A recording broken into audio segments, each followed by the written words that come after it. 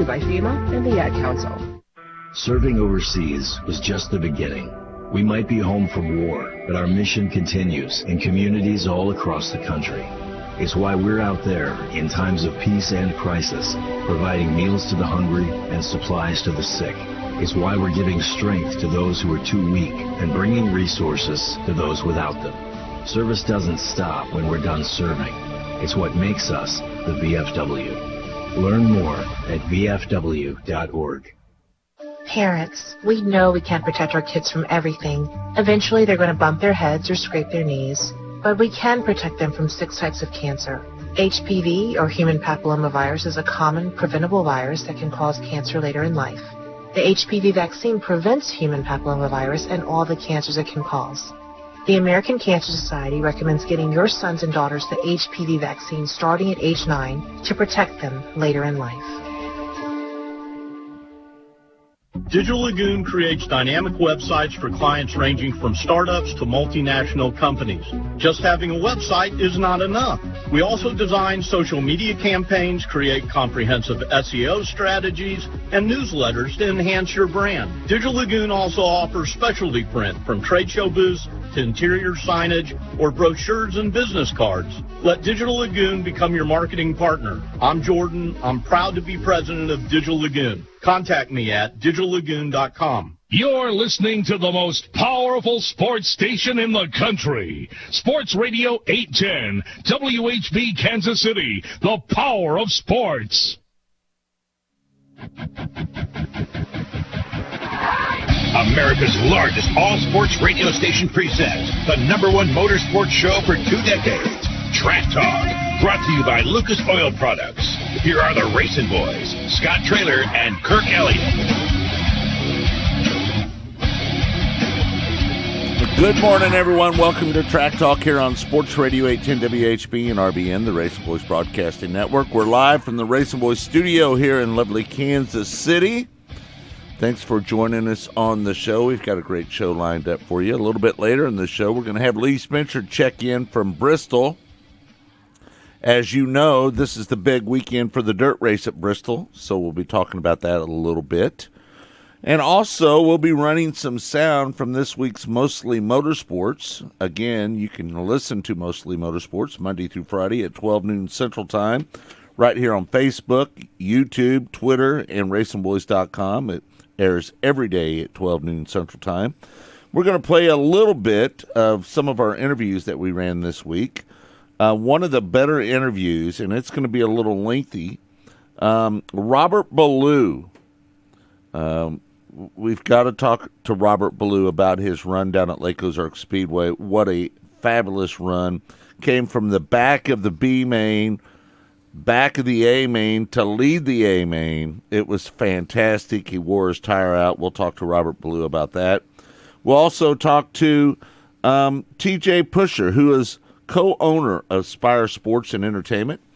As you know, they have several cup teams that race, and they'll be racing down at Bristol tonight. So we'll talk to TJ Pusher about that. Also, we'll talk to Tony Bachhoven, the voice of Knoxville Raceway. He'll be talking a little bit about what's going on up there. And then finally, we'll wrap it up with Todd Gilliland, who is David Gilliland's son. And he's a cup driver. He's not having the best year so far, but he's still doing okay. You know, he's down there doing it, making a living, so can't be too bad if you're making a living in the cup level. How you doing, Kirk Elliott? You doing all right? Yeah, I'm doing great. It's I'm ready for some warmer weather coming up, aren't you? It really doesn't matter to me because all I do is sit here in this studio and watch races on television. So does it really matter if it's warm outside for me or not? Yeah, but you'll still go to plenty of races this year. You just like to see better weather. I mean, to be honest with you, warmer weather is better for me because my old body doesn't care much for this cold weather. But, I'd like to see a little bit warmer weather. I think next week, starting Wednesday, it's going to be like in the 70s all week. So about time. It's about time. Yeah, for sure. Let's bring it on. Yeah. Outlaws got rained out last night. Yeah, so unfortunately. Hopefully they'll get it in at Peebly tonight. But we still had some good racing last night. Yep. The All-Stars were racing last night, Kirk, and I thought it was a fabulous race last night at Attica. And did you think Tyler, Justin Peck was going to hang on?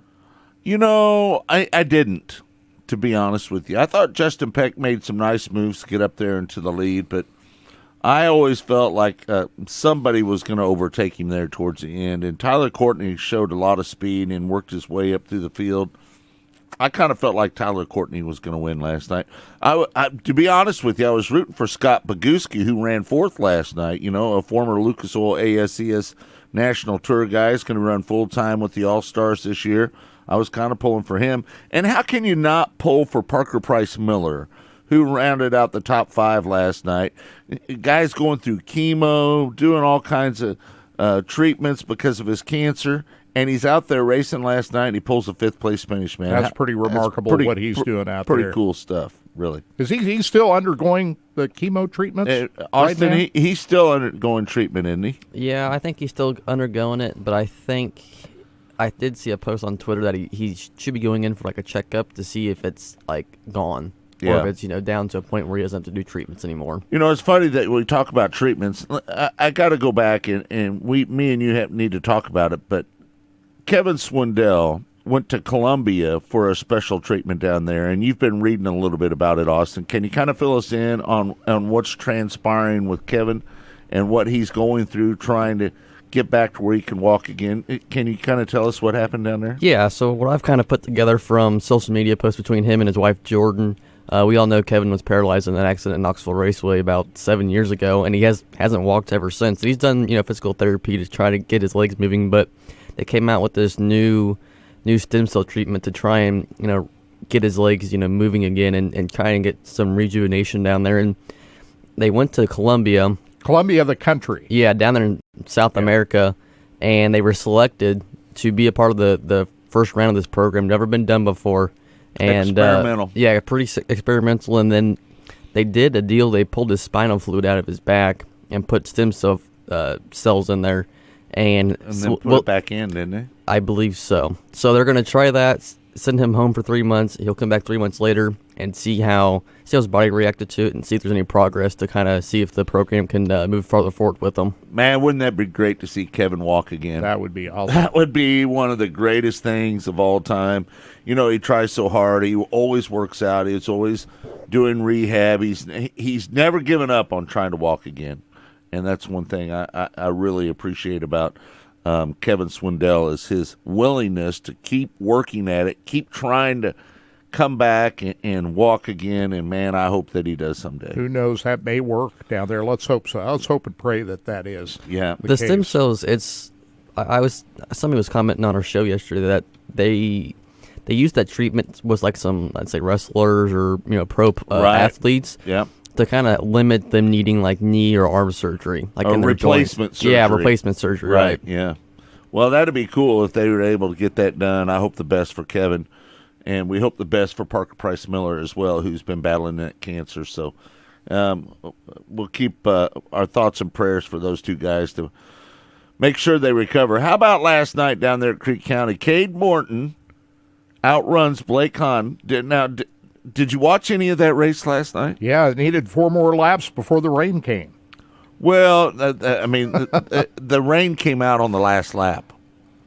Was it the last lap? I thought they had 3 or 4 laps left. No, I think it was the last lap. Wasn't it about the last lap, Austin? You didn't watch it last night? Close to the end. Yeah. No, I think they were getting ready to take the white flag. Lap 26. Lap 26. All right. So it was that. But anyway, 2 laps from the end. But I thought for a second there that Blake Hahn was going to get him.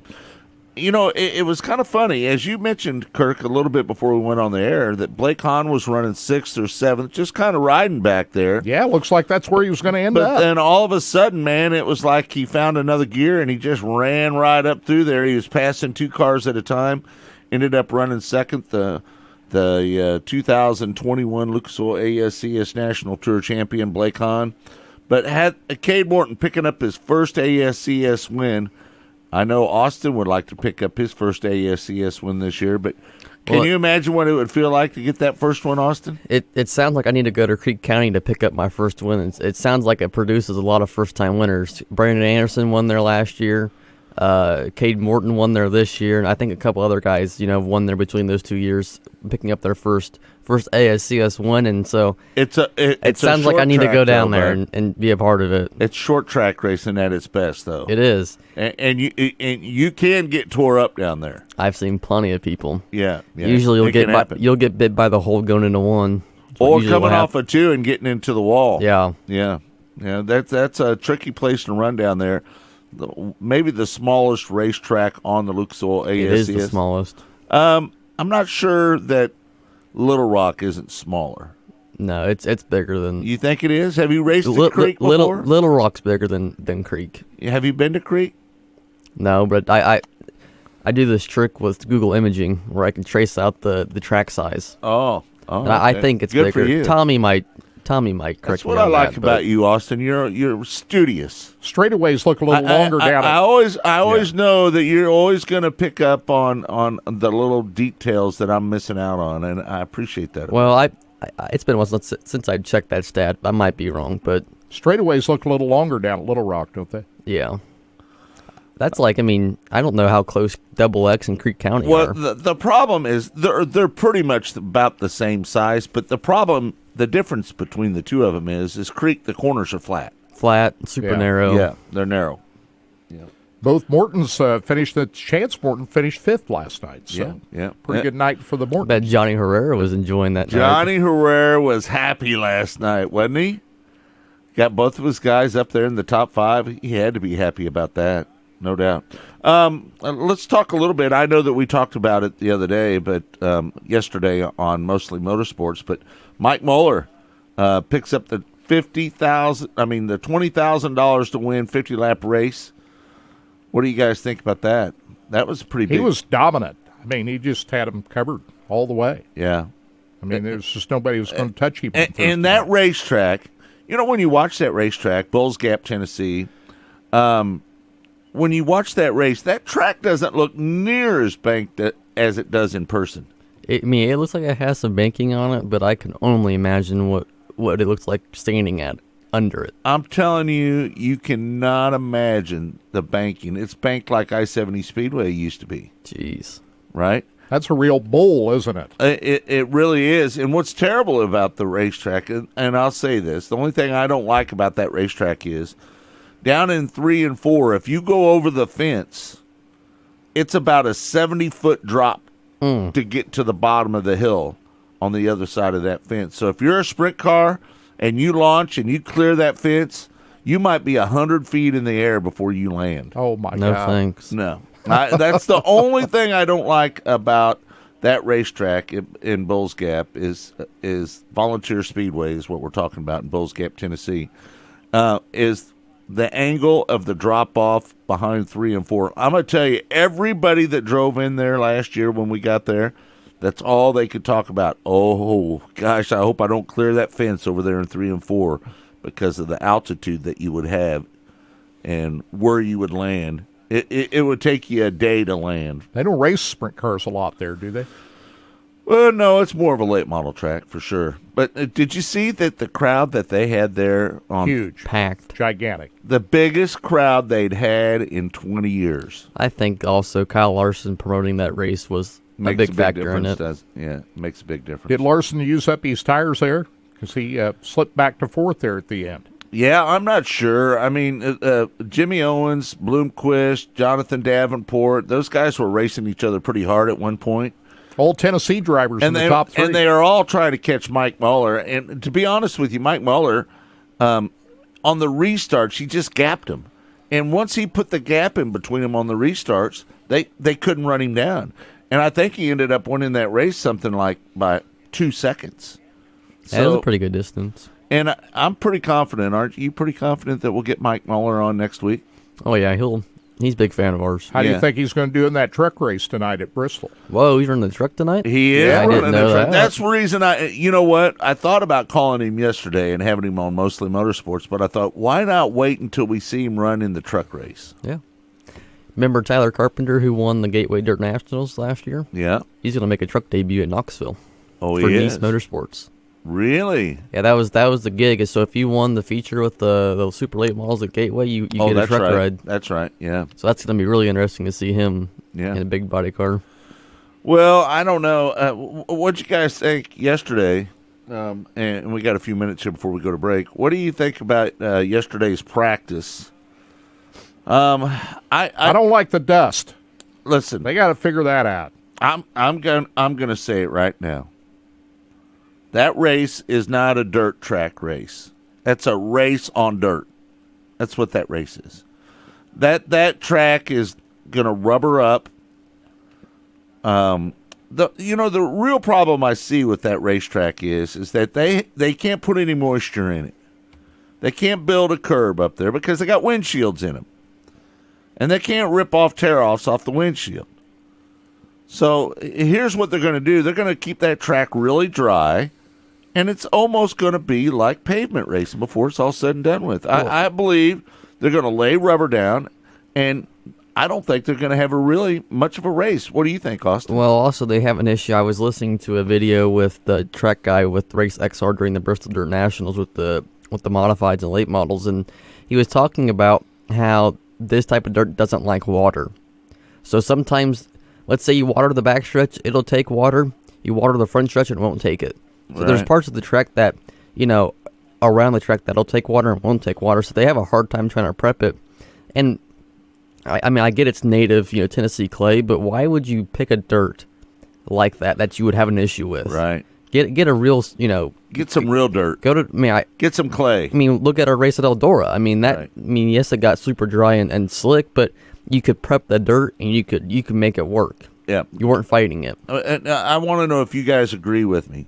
Do you think this is going to be a good race? Yes or no? It's a yes or no question. How many laps is this thing tomorrow night? 250 laps. It's going to rubber down. There's no doubt about that. Well, it's because they can't put any moisture to it. They can't until they take the windshields out of these cars. They can't run it like a real dirt track. I remember. Am I right? I remember back in the day. I grew up in Iowa. We used to go to the races at the State Fair Speedway up in Des Moines.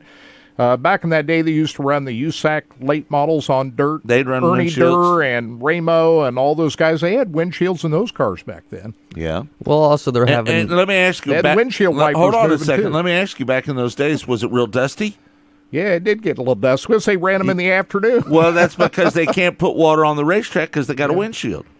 They put calcium on the track. What do you think, just to kind Austin? of keep the dust down. Austin, you Well, think? calcium. I remember dealing with that stuff when we raced go-karts around the nation, and that just incentivizes it to lay rubber and be one lane. But so what I think. So I saw an interview this morning with Kyle Busch, and he was talking about it's in practice, and the track's not that heavy and wet, or it's just a lot of dust, and he's starting to overheat already. Right. Imagine you get out there and you're in a pack, and the track's fresh in the first 50 laps, and what's gotta these, pull off what's 'cause these you're cars hot. going to do? It's just they need to. I don't want to say they need to take a different body there or a car. The car's fine. You just need a different body style.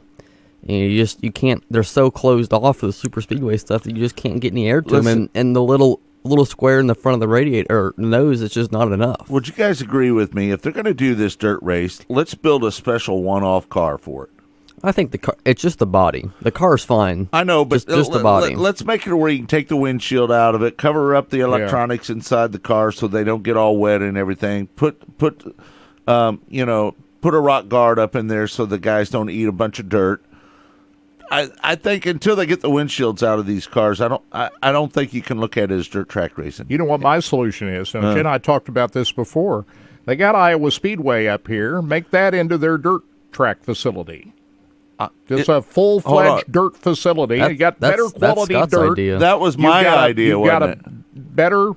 Hey, did he just steal my idea, I think Austin? he did. I think he just stole my idea. I'm glad he didn't steal my Wilkesboro idea. He just ripped me off from my idea from Friday. I talked about that all day Friday, and then Kirk comes in here. Yeah, but and I've been what's talking he do? about. He lays it down and lays the dirt down on Iowa Speedway after I went on and on and on about it yesterday. I've been talking about it for 2 years. Oh, gosh, Kirk. You have not. You wanted to go to Knoxville with all this stuff. No, Austin, have I said Iowa Speedway from the beginning? Yes or no? Yes. Thank you. Yes, you. I said Wilkesboro. You said Iowa. I've been talking about it for at least a year, or more than that. Well, you heard it from me first. Okay. All right. But we both agree that's where they ought to make their dirt track facility. You don't have to put millions of dollars in every year putting dirt down on Bristol. Just make Iowa your permanent dirt facility. Well, I got a counter to that too. Now, yes, they spent a lot of money going and putting the dirt on Bristol. Yeah. But look at all the revenue they brought in racing all the IMCA classes, all the Race XR super late model classes. The World of Outlaw late models will be there next week. They could do that year round at Iowa Speedway. Sure. You're not going to race it's going to be hard to race a stock car or a modified or a late model. I mean, late models and the sprint cars did it at Syracuse on the mile. I get it's on a mile, but it's really close to a mile. I mean, you can't. That's too big. It's too big. It's too big to race your local classes because all they're going to do is complain about it. They complain about a half mile. Right. What they're going to do about a mile. So. And at Iowa Speedway, you got much better quality and I know dirt. You think 7/8 of a mile is almost a mile. 7/8. It's close. Yeah. now, if you use a tape measure technology of it, then it's a mile. If you use a wrench, it's 7/8. It's 7/8. But if I measure a tire and it's 7/8, I'm going to the next whole number. You can't do that, Austin. I know. It's 7/8. Nope. 7/8 is 7/8.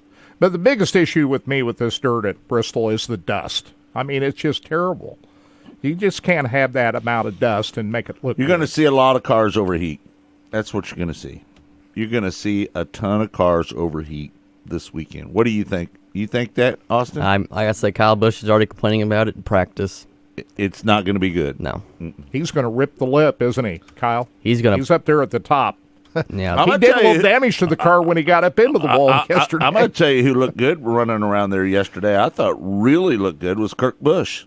Yeah. Well, Todd Gilliland was in the top 5 there for a little bit. Right. Let's see. Who were the top? Yesterday in the final practice, Denny Hamlin, Kyle Busch, Todd Gilliland. Mm-hmm. Oh, how about that? Todd Gilliland, our guest. Third. He did good. Tyler Reddick, Christopher Bell, Kyle Larson was 6th. Are you a little surprised by that? No. No, because he was doing a lot of different. The first practice, the good times were laid down right at the start before the. Well, in the first practice, Tyler Reddick, Chase Briscoe, Kyle Busch, Justin Haley, Kirk Busch, Ricky Stenhouse, Ross Chastain, Todd Gilliland, and Ty Dillon and Christopher Bell rounded out I don't think you can put a lot of stock in those times off the practice. Now, the way they're going to qualify and set the field up for tomorrow is... Why would you say that, Kurt? Because at the early part of especially that first practice session, that's when the track was at its best. And you go out there, you lay down a time, and the first few laps of the practice, but it was a 50-lap session. Each of those 2 sessions were 50 minutes. That once the good times were laid down early and the track rubbered down, that didn't really... record that. Tyler Reddick runs times. 63 laps. Yeah. Chase Briscoe ran 52 laps. Kyle Busch ran 46 laps. Justin Haley ran 46 laps. Kirk Busch run 56 laps. They all run about 60 laps, everybody in the top 10. Sure. Yeah. And most of the good times were laid down in the early portion of those sessions. How do you know that? Do you know what lap? It says his best lap was lap 16. Yeah. Lap 16 was his best lap. Right. Lap 19 was Chase Briscoe's best lap. Lap 11 was Kyle Busch's best lap. Lap 19 was Ricky Stenhouse's best lap. Lap 22 was Todd Gilliland's best lap. So it wasn't the first couple laps they ran. Well, in the early part of the session is when those good times were recorded. Kirk, I just told you what lap their good times were ran on. 16, 19, 19, 22. But like Kyle Larson ran 50-some laps in that second Austin session. Dillon, his best lap was on lap 33. Just saying. All right. But anyway, we're not going to be concerned about lap times because the way they're going to qualify for this race is through 4 qualifying races. They drew for the positions on these races, and so the field is going to be set on the basis of how these guys finish in these 4 Kyle qualifying Larson races. run 59 laps. His fastest lap was lap 46. All right. Okay, well, that's why he wasn't among the top. He wasn't among the top guys in the practice session. And Todd Gilliland, his fastest lap was on lap 16. Tyler Reddick, his fastest lap was lap But that 20. doesn't mean Kyle Larson didn't have the fastest race car, which I think he did. I think if you watch those practice sessions, Kyle Larson looked to me the fastest guy on the track. What do you think about all this? He can't. He never gives up, does he? Don't pay any attention to those lap times. Well, yeah, because I'm telling you what lap they ran those lap times on. It wasn't the first lap. It was the 24th lap. It was the 46th lap. Did they award points or money for this? No, they don't. That's why they're not going to have time trial qualifying. The field's going to be set off these qualifying races. That's what matters. Well, they're going to have 4 qualifying races. Right. They're 15 laps, right? Exactly. I think they're 15 laps apiece. All right, we're going to take a break. When we come back, we're going to play some sound from Robert Blue, maybe the most exciting guy on the track and off the track. You never know what Robert Blue's going to say in his interviews. He did such a fantastic job down at Lake Ozark Speedway last weekend. We're going to come back. We're going to play some sound from Robert Blue next here on Track Talk. Track Talk. As your power steering pump ages, seal leaks may occur, causing the power steering system to lose fluid. Your power steering system may also develop an annoying squeal, and the steering may become more difficult to handle. By using Lucas Power Steering Stop Leak, you will stop the seal leaks, reduce slack in rack and pinion, eliminate the squeals and hard spots in your power steering system. It is guaranteed to stop seal leaks or your money back. Lucas Power Steering Stop Leak. It works. Jayhawk fans, season tickets for the 2022 Kansas football season are on sale for as low as $185. We need you in the booth waving the wheat this fall and supporting Coach Leipold and the Jayhawks. Get your tickets now at kuathletics.com/tickets or by calling 800-34-HAWKS. To the end zone, he's in! Touchdown, Jayhawks!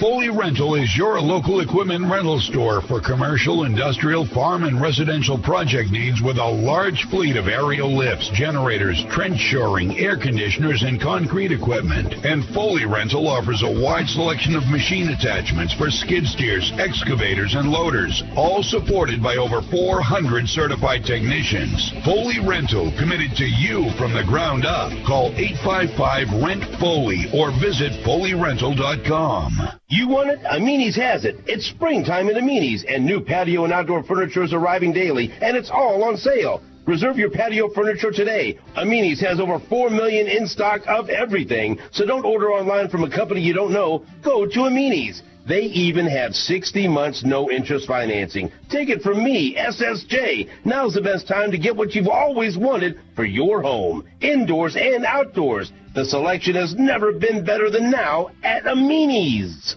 Hello, Kansas City. It's Matt Beasler, former Sporting KC cap. Did you know you can recognize outstanding teachers and students in our community by nominating them as Blue KC Sporting Samaritans? We've partnered with Blue Cross and Blue Shield of Kansas City to recognize administrators, teachers, and students who make our community a better place to live, work, and play. Each Blue KC Sporting Samaritan will be recognized at a Sporting KC home match throughout the 2002 regular season. They'll receive tickets to a match and be provided with SKC merchandise and more. To learn additional information about the program and to nominate a Blue KC Sporting Samaritan, visit sportingkc.com/BlueKC.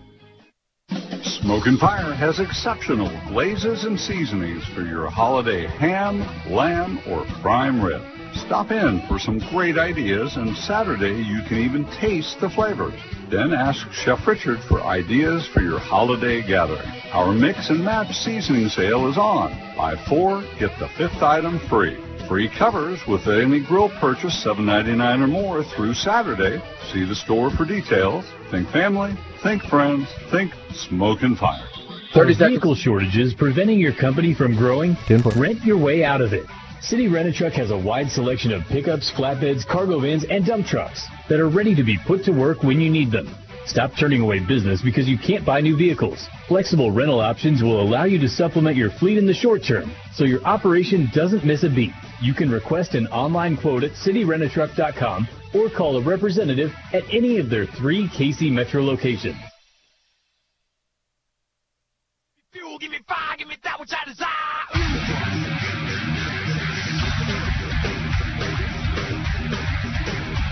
Welcome back to Track Talk here on Sports Radio 810 WHB. Don't forget hour number 2. You can watch it exclusively on our Facebook page, Twitter, YouTube, or racingboys.com. And don't forget, Monday through Friday, we are on at 12 noon Central Time. It's called Mostly Motorsports, and that's what we do. We talk mostly about motorsports, but we get off topic a little bit. That's Monday through Friday, 12 noon Central Time. We've got a lot of people around the country that listen to that show. We appreciate everybody that tunes in. A lot of downloads taking place. We're really happy with the way the Monday through Friday show is going. So thanks again for everybody that tunes in. We appreciate it so much. All right. Can I need to make an admission. Yeah. I gotta do this. What? It was your idea about putting the dirt on Iowa Speedway. Well, yeah, it was. Yeah. I had to think back, okay, where did I hear that? It was Scott Trader. Right. You came up with that. So, I got to correct the record. All right. For the record. I'll write it down. All right.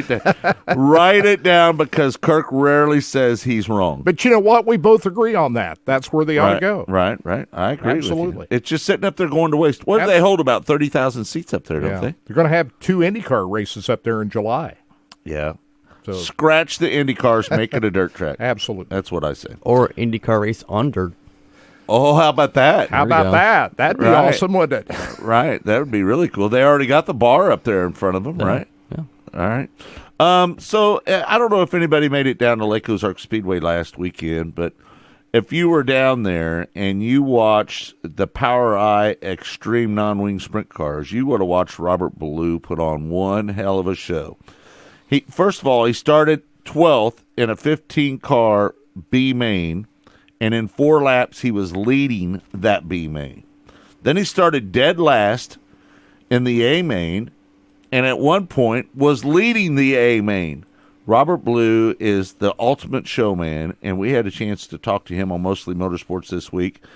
And this portion that we're going to play for is a little bit longer than we normally play, but it's so good, and Robert says so much, we thought we'd just air a little bit more of it.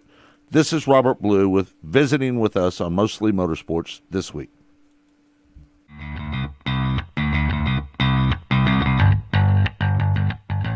You were the showstopper this last weekend. Did you hear the fans just applauding for you? I mean, they were just you had them so worked up. Did you hear the fans? Oh yeah, that's what they pay to come see, and it's not very often they get to see something like that, really. Yeah. Well, first of all, tell us what happened after your heat race and why you had to run the B main. What happened there? So, ultimately, it was a miscommunication. Obviously, the Extreme Outlaws have a new series. This would be in the 3rd race that they ever ran. Mm-hmm. And for the last, 12 or 14 years, I think I've mainly ran non-wing sprint cars, and so I pretty much know all the rules. And never in the history of any non-wing sprint car series have they scaled cars after a heat race. Normally it's qualifying and then the feature, and that's fine. They did scale cars for qualifying. They did scale cars for the heat race in Florida on the first night. Yeah. But however, they didn't scale for qualifying at Lake Ozark, and I didn't hear them on the radio. I could barely hear them as it was. They said, come to the infield, and I seen a guy waving me where to go, so I went there. When I was done, one of the, series or track four-wheelers pushed me off and pushed me toward almost all the way to my trailer. And had I known that I was supposed to go to the scales, I have the heaviest car at the racetrack because I'm a pretty big load. I think my race car makes weight without me in it. So there was it wasn't light at the scales by any means. That was, I think, what. Obviously, I didn't go to the scales. Didn't know that I was supposed to go to the scales. So therefore, my heat race win was basically DNF to last. They claimed that they said it, and maybe they did. I never heard it, and never heard it at the drivers' meeting, and I was there, so shame on me. And with being a new series, though, I kind of made light of it that, hey, you ran with USAC before, you know what the program is. They've no other series other than USAC even scales cars right. in the Midwest, and all the other little smaller series. None of them, even the ASCS Sprint Bandits back in the day, they didn't even have scales. Right. You just kind of run what you brung kind of type thing. And so it was, unfortunate circumstance, but at that point I had to, just deal with it. Sack up and figure out how to make up for letting my team down, if you will. Yeah. So when you went out there and you rolled out there and you knew you were starting 12th in that B main, you knew that you were going to have to drive the guts out of that car. And it's so funny. I was standing there and I was talking to a couple guys that were from New Jersey that were watching the races with us. And we were just standing there. And I said, you see that 12 car right there? I said, keep an eye on him. He's getting ready to put on a show. And when you started ripping towards the front, they looked over at me and thought, you're right, he's putting on a show. You knew what you had to do in that B main, didn't you? And you knew you were going to have to drive your guts out to get up to the front. Yeah, and it was one of them deals where, the start of it, when you get, it's no different on any other night. When you run in the back with the squirrels, sometimes you get your nuts busted. Right. And and when you start at the back of a B main, that the odds go up like 120% of the opportunity to get your stuff wrecked. And so basically Landon Simon drove over somebody's right rear. I was playing his day out. He was never going to miss his right rear, and he then wrecked. Obviously, I had nowhere to go, and I got into him, and somebody else got into me, and we had to go change left rear tires, and then obviously fall even further back. And then at that point, I was like, I need to get as far to the top as I can because I'm hoping for the first few laps. A couple of these guys are a little too timid to go there, and they just they went to the bottom in the middle, and I went to the top and got the heck away from them as quick as I could. Yeah, no doubt. Well, it's so funny. Then you have to turn around, get back out, and come out for the A main, and you started in the back of that A main. What did you think your chances were of getting to the front of that pack? Did you feel like your car was fast enough to get up there to the front? I felt really good from hot laps on. Being that we were a support division for the night, we like when we went to Volusia, we got to run a hot lap session for like 3 laps, and then we got to come back out and run 3-lap, qualifying run or whatever.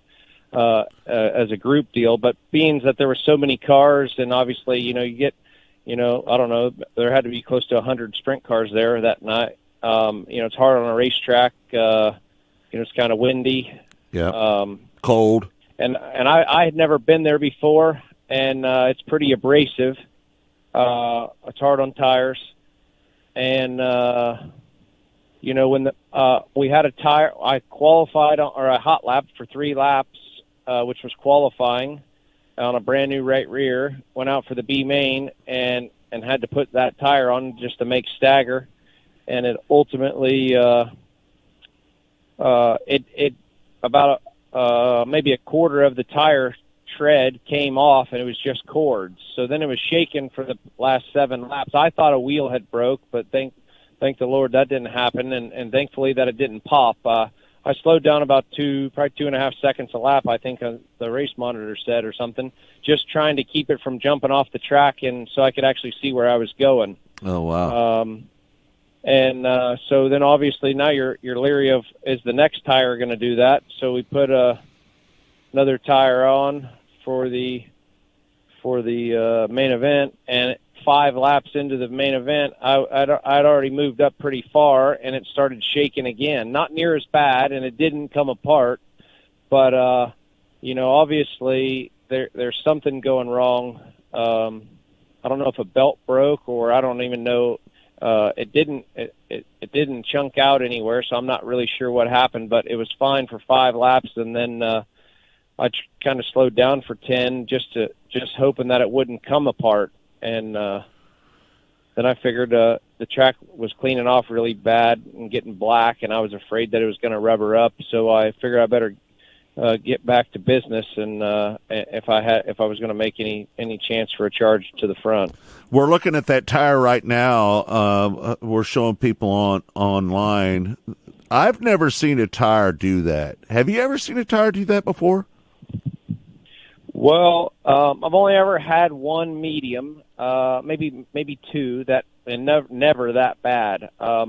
Where it had come apart in a couple of smaller, maybe the size of your hand area. Yeah. But very few. Now, years ago, I'm going to say maybe around 8 years ago, we ran what was called a DT3 tire. It had little 1-inch square blocks instead of the full size. I don't know what they are, 1.5 inch or whatever size blocks like a normal sprint car tire.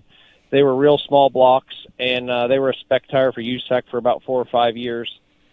When they came to the end of their run, like when they knew they weren't making them anymore and whatever, I don't know what happened. I had about 7 of them do it, and about half the field had some come apart at some point there toward the end of, I'm going to say maybe 2010 or 11. Yeah. 12. Yeah, 10 or 11. Hey, what lap did you feel the rubber? Whatever the last red was, or whenever the last red, I was rolling around, and I could see that, like the lights there are pretty good, and I could when it rubbers up, it gets dull, and so you could see that when it's black slick, 90% of the fans or even the crazy crew members think that it's rubbered up, but it really isn't, and it has like a shine to it, and once it rubbers up, it gets dull. Right. And I seen it dull, so I told myself no matter what I did, I had to hit that. And so I was keeping off of getting up on that, because the track really flattens out the last car width and a half up by the fence, which is not conducive for good non-wing racing. When you get up on a flat in a non-wing car, it just sits there and doesn't do anything. If not, goes in the fence. And so I knew it was there. Ultimately, I feel like after watching the video that my crew guy should have let me know that everyone was running 2 car widths below me. And I don't have a rear view mirror, unfortunately. And by the time he was, CJ's really smart. He knew that he found something, and he waited, and you could see that he lifted it 2 different times till he knew that he was going to be able to shoot past me, because obviously, just like I am him, it's we race each other hard, and if I could see him for a lap or 2, I might change my lane or try and go in defense mode, being the last couple laps. So he played his cards right, and sometimes running second when the rubber comes down is better than running first. And obviously he hit the rubber, and it took me 2 more laps to figure out that that's exactly what was going on. And at that point, there wasn't enough laps left, and it was over.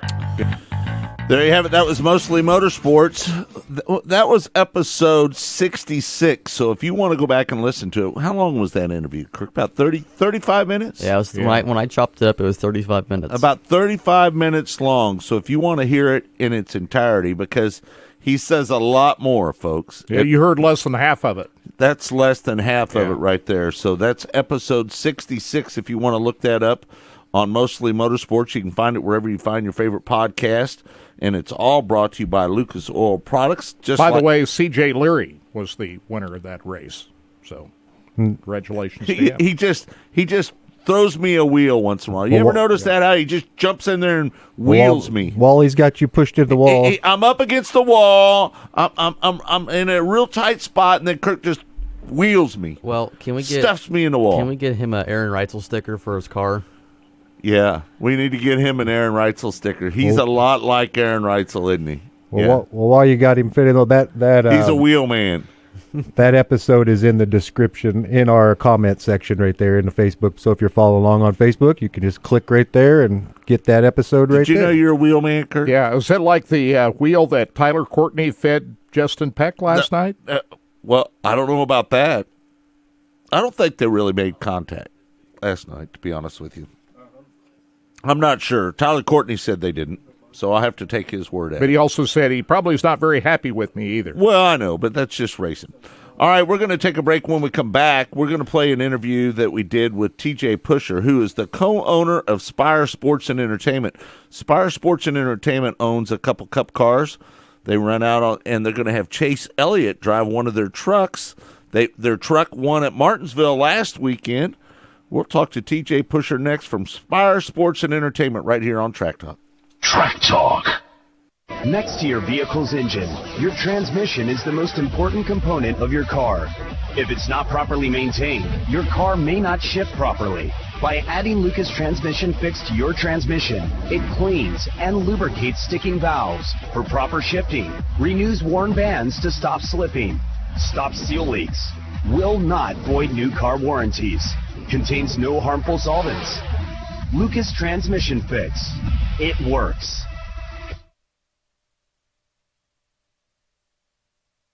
Another AL Central showdown is on tap this afternoon at the K, and every pitch comes your way on Bally Sports Kansas City. The Royals continue their weekend series with the Tigers and look for a chance to get an early season foothold in the Central Division standings. Get ready for the game with Royals Live starting at 2:30, followed by first pitch at 3:10. It's the Royals and Tigers at the K. Catch all the action on Bally Sports Kansas City and stream it live on the Bally Sports app.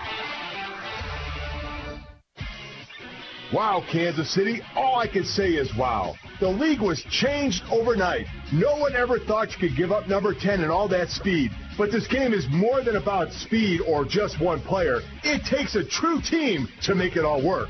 They know this at Roberts Robinson Chevrolet Buick GMC. If you're looking for dedicated people, they've got you covered. From sales to service, that's a true team. Right now, it's truck month. So get 0% APR and $1,000 accessory allowance on select Chevrolet Silverados and GMC Sierras. You can't go wrong with saving money and getting extra truck accessories. How about an extra bonus? Roberts Robinson is one of the few KC dealerships offering the lifetime warranty for free. Don't even think about buying a truck without getting the lifetime warranty. Before you go anywhere to look for a vehicle, go to robertsrobinson.com or Facebook at Roberts Robinson, and of course, tell them that Grunny sent you. Know what's nice? You could drive to Whataburger right now, if you wanted to. Yeah, you could hang a Louie, talk to Reggie at the counter, and get a freshly made 100% beef double meat Whataburger with melted cheese and fresh cut veggies on a 5-inch bun. It's just the delicious freedom you have living in the land where there's Whataburger. Of course, some people aren't in that land. Wonder what they're doing right now. Probably thinking about a road trip. Whataburger, just like you like it. Ah, Easter, the season for pink grass and chocolate bunnies. But Walgreens knows it's also the jelly beans taste like what season? Or how many baskets is too many season? Let Walgreens fill your baskets fast with pickup in as little as 30 minutes and delivery in as little as 1 hour. Because if it's who hides an egg there season, it's Walgreens season. This week, select varieties of Easter jelly bean candy bags are 2 for $6. Offer valid through April 17th with My Walgreens. Restrictions apply on offer and pickup and delivery. See Walgreens.com for details. The playoffs are coming. I prepared, feels like my whole life for this stage and for these moments. I want to see when they get punched in the mouth during the playoffs, how this team handles adversity. Tonight, the NBA playoffs tip-off with the Nuggets and Warriors at 7 on Sports Radio 810 WHB. The choice of a lawyer is an important decision and should not be based solely upon advertisements. I'm attorney Mike DePasquale. After a car wreck, the last thing you want to do is trust the insurance company. These insurance companies try to rip off good people every single day. My law firm won't let you get ripped off. We'll fight to get you all the money you deserve, and you don't pay us a dime unless we win your case. If you've been hurt, call me. I've got this. Mike's got this. All you need to know, 816-888-7500. Mike's got this. Hi, Tyler Reed. ReedBuickGMC.com has over 200 Reed-certified pre-owned trucks, SUVs, and cars ready for delivery. Gave you guys a lot of commercials today. I'm looking at it. Market-based pricing are all at No your problem, man. It's all good. photos, videos, and all the details you need to make a decision on your next vehicle. Let's try to be out by 56, all right? So we had a short break here. 56? Yeah. 10 Shop with confidence. Yeah. Reed Buick GMC is values-driven. Hey, this is SSJ here to share some window wisdom with you. Straight from the experts at Window Nation. You know, spring brings some wild weather changes. On warm days, you want to ease open your windows, but on cold nights, you need to seal them up tight.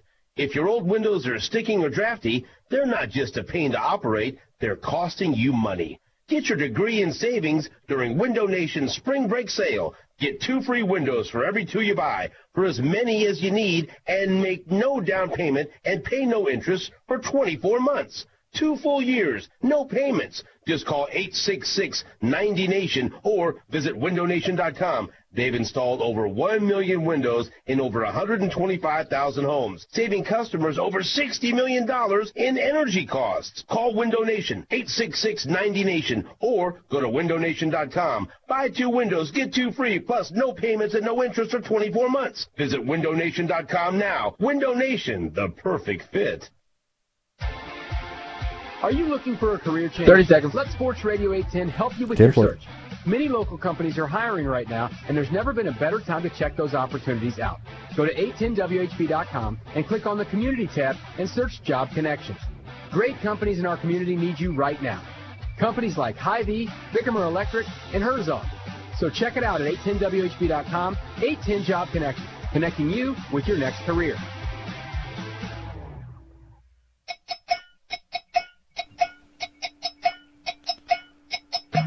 Welcome back to Track Talk. It's all brought to you by Lucas Oil Products. It works. We want to thank those guys for being great supporters of the Racing Boys, not only here on Track Talk, but Monday through Friday on Mostly Motorsports as well. And again, a great friend of mine, one of my best friends, is co-owner of Spire Sports and Entertainment. And his name is TJ Pusher, and he's been a great friend of mine. He's spotted for me when I had my ARCA team. He's just been a great asset to the Racing Boys over the years through Spire Sports and Entertainment. They've helped us a lot in a lot of different areas. And we had a chance to talk to him about what's going on down at Spire Sports and Entertainment. This is TJ Pusher, co-owner of Spire Sports.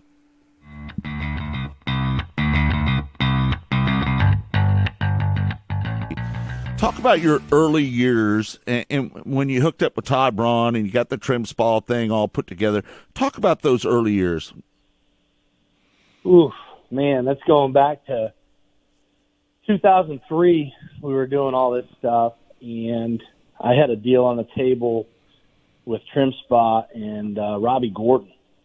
We actually we were going to contract, met up in Loudon, went the following week up to Trim Spa's headquarters up in New Jersey, and we were getting ready to close that deal, and it was my first big deal. And him and John Story, they ended up signing Fruit of the Loom that same week. And I got bounced. And my roommate at the time, J.D. Kramer, he's an old sprint car guy. You remember his dad, Bob, and all the stuff they used to do. And he was like, you got to go see this Todd Braun guy. And I was like, man, like, I don't know this guy, you know, and it's, you know, it's just, yeah, I was pretty down. And it was Labor Day weekend, and he goes, go talk to Andy Graves. He used to run my dad's team. He's running Chip's place. They got a developmental deal with Braun. He'll shoot you straight. So that Monday, Labor Day 2003, went and met with Andy. They were still up here in Lakeside over in the Mooresville shop up there. Front row's there now. I think Biff owns the building, but it was. I walked in there and I spent a couple hours with Andy, and he laid it out and he got me comfortable. And I went and talked to Todd for the next couple months, and he ended up giving me my first gig, and we closed that Trim Spot deal in January. Yeah, and that turned out to be such a great deal for you, wasn't it?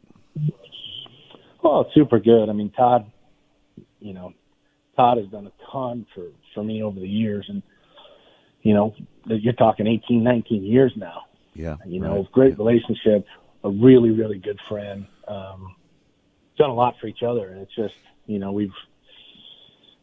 we've won our fair share of Busch races, Xfinity races, and had a lot of fun, and it was a good family ordeal, and that kind of led to he got out once Turner got in. Yep. And then that he got back into the sport when Justin Haley, his nephew, they tried to make a run at this. 2 minutes. Yeah. We started that in 2015, and he caught his big break with College here now, and running the Cup Series on Sundays for those guys, and doing a hell of a job. Super proud of that. So it definitely comes all full circle. Yeah. I've got to tell this story about Todd Braun, and you guys were in Kansas City. We're down at Power and Light. We were out having a good time, and Todd says, "Hey." All right, there you have it. We're going to have to cut that one just a little bit short. Maybe we can play that in the second hour. We can do that, or you can find it on our YouTube and our Facebook page after the show. It's a great interview. How long is that interview? About 5 minutes. About 5 minutes long. TJ Pusher, co-owner of Spire Sports and Entertainment. We talked about a lot of different things during that time. And so you can find that on episode 68, as well as Tony Bachhoven. He's on that in that segment as well, that episode. And we're going to play a little bit of that and Todd Gilliland in hour number 2. 1 minute. We're going to talk more about that late model race at Brandon Overton passed Jonathan Davenport on the final turn at Wythe Raceway last night. We'll talk about that. Yep. Great race. That'll be good stuff. All right, we hope you join us. Hour number 2. Again, you can watch it exclusively on our Facebook page, Twitter, YouTube, or racingboys.com. We hope that you'll join us there. It's going to be good. We're going to play an interview with Tony Bachhoven. We might replay that TJ Pusher and Todd Gilliland in hour number 2. So thanks for joining us. It's all been brought to you by Lucas Oil Products. It works. Lee Spencer's going to join us in hour number 2 as well. So we hope that you'll join us. Thanks, everybody, back at Sports Radio 810. Blake always does a great job. Austin, Todd, my partner, Kirk Elliott. I'm Scott Traylor saying thanks for joining us here on Track Talk. It's all been brought to you by Lucas Oil Products. Mike's killed. There is less than 1/100th of an inch of motor oil protecting your car's engine. Appreciate it. Have a good weekend, all right, brother? Causes engine oil to experience thermal breakdowns, weakening its ability to protect the engine and its parts. Lucas Heavy Duty Oil Stabilizer is specially formulated to resist thermal breakdown, protect vital engine parts, and extend the life of your engine. It also stops smoking, knocking, and oil consumption in worn engines. Lucas Heavy Duty Oil Stabilizer. Keep that engine alive. Kansas City.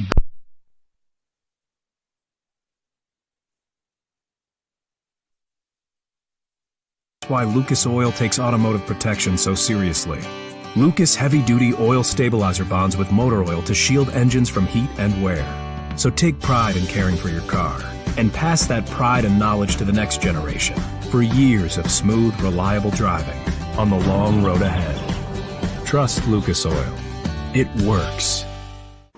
Rod End Supply is involved with a variety of motorsports as well as industrial applications with many different types of products. Since 1989, Rod End Supply has provided superior products priced competitively. Whether you're racing at the circle track or drag strip, rock climbing, or going off-road, Rod End Supply has an assortment of rod ends, radius rods, and specialty products to keep your equipment moving. Rod End Supply's experienced staff is ready and willing to help you with your needs. Their promise is to continue to provide a superior product with superior service so you can stay in front of the field no matter what it is. To learn more, go to rodendsupply.com. Spirit Specialty Sportswear in-house. We do all of the screen printing, all the embroidery. We do some vinyl. The other add specialty items like your pens, magnets, notepads, calendars. You can actually buy that, build your business to make it larger. We have the largest screen printing process and the largest embroidery anywhere around in the area. We can do stuff all the way from your school clubs to sports teams, a professional look in the office. If you can imagine it, we can do it for you.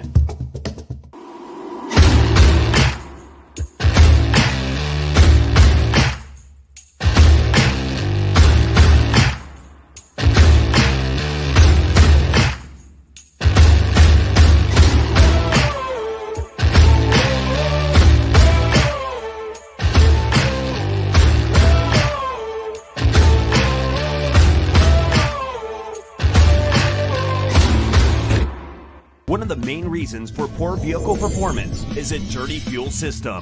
It can cause decreased fuel economy and actually do harm to your engine over time. By adding Lucas Fuel Treatment to your vehicle, it cleans and lubricates the entire fuel system.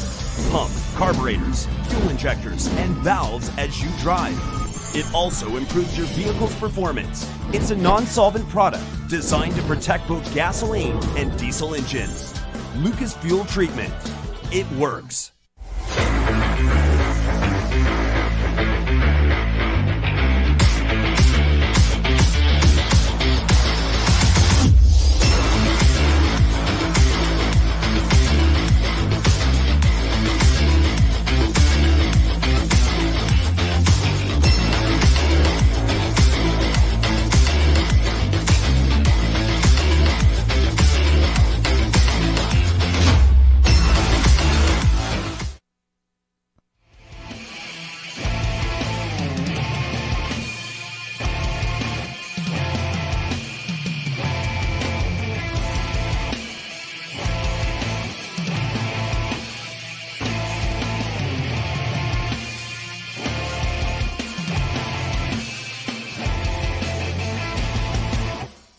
There is less than 1/100th of an inch of motor oil protecting your car's engine.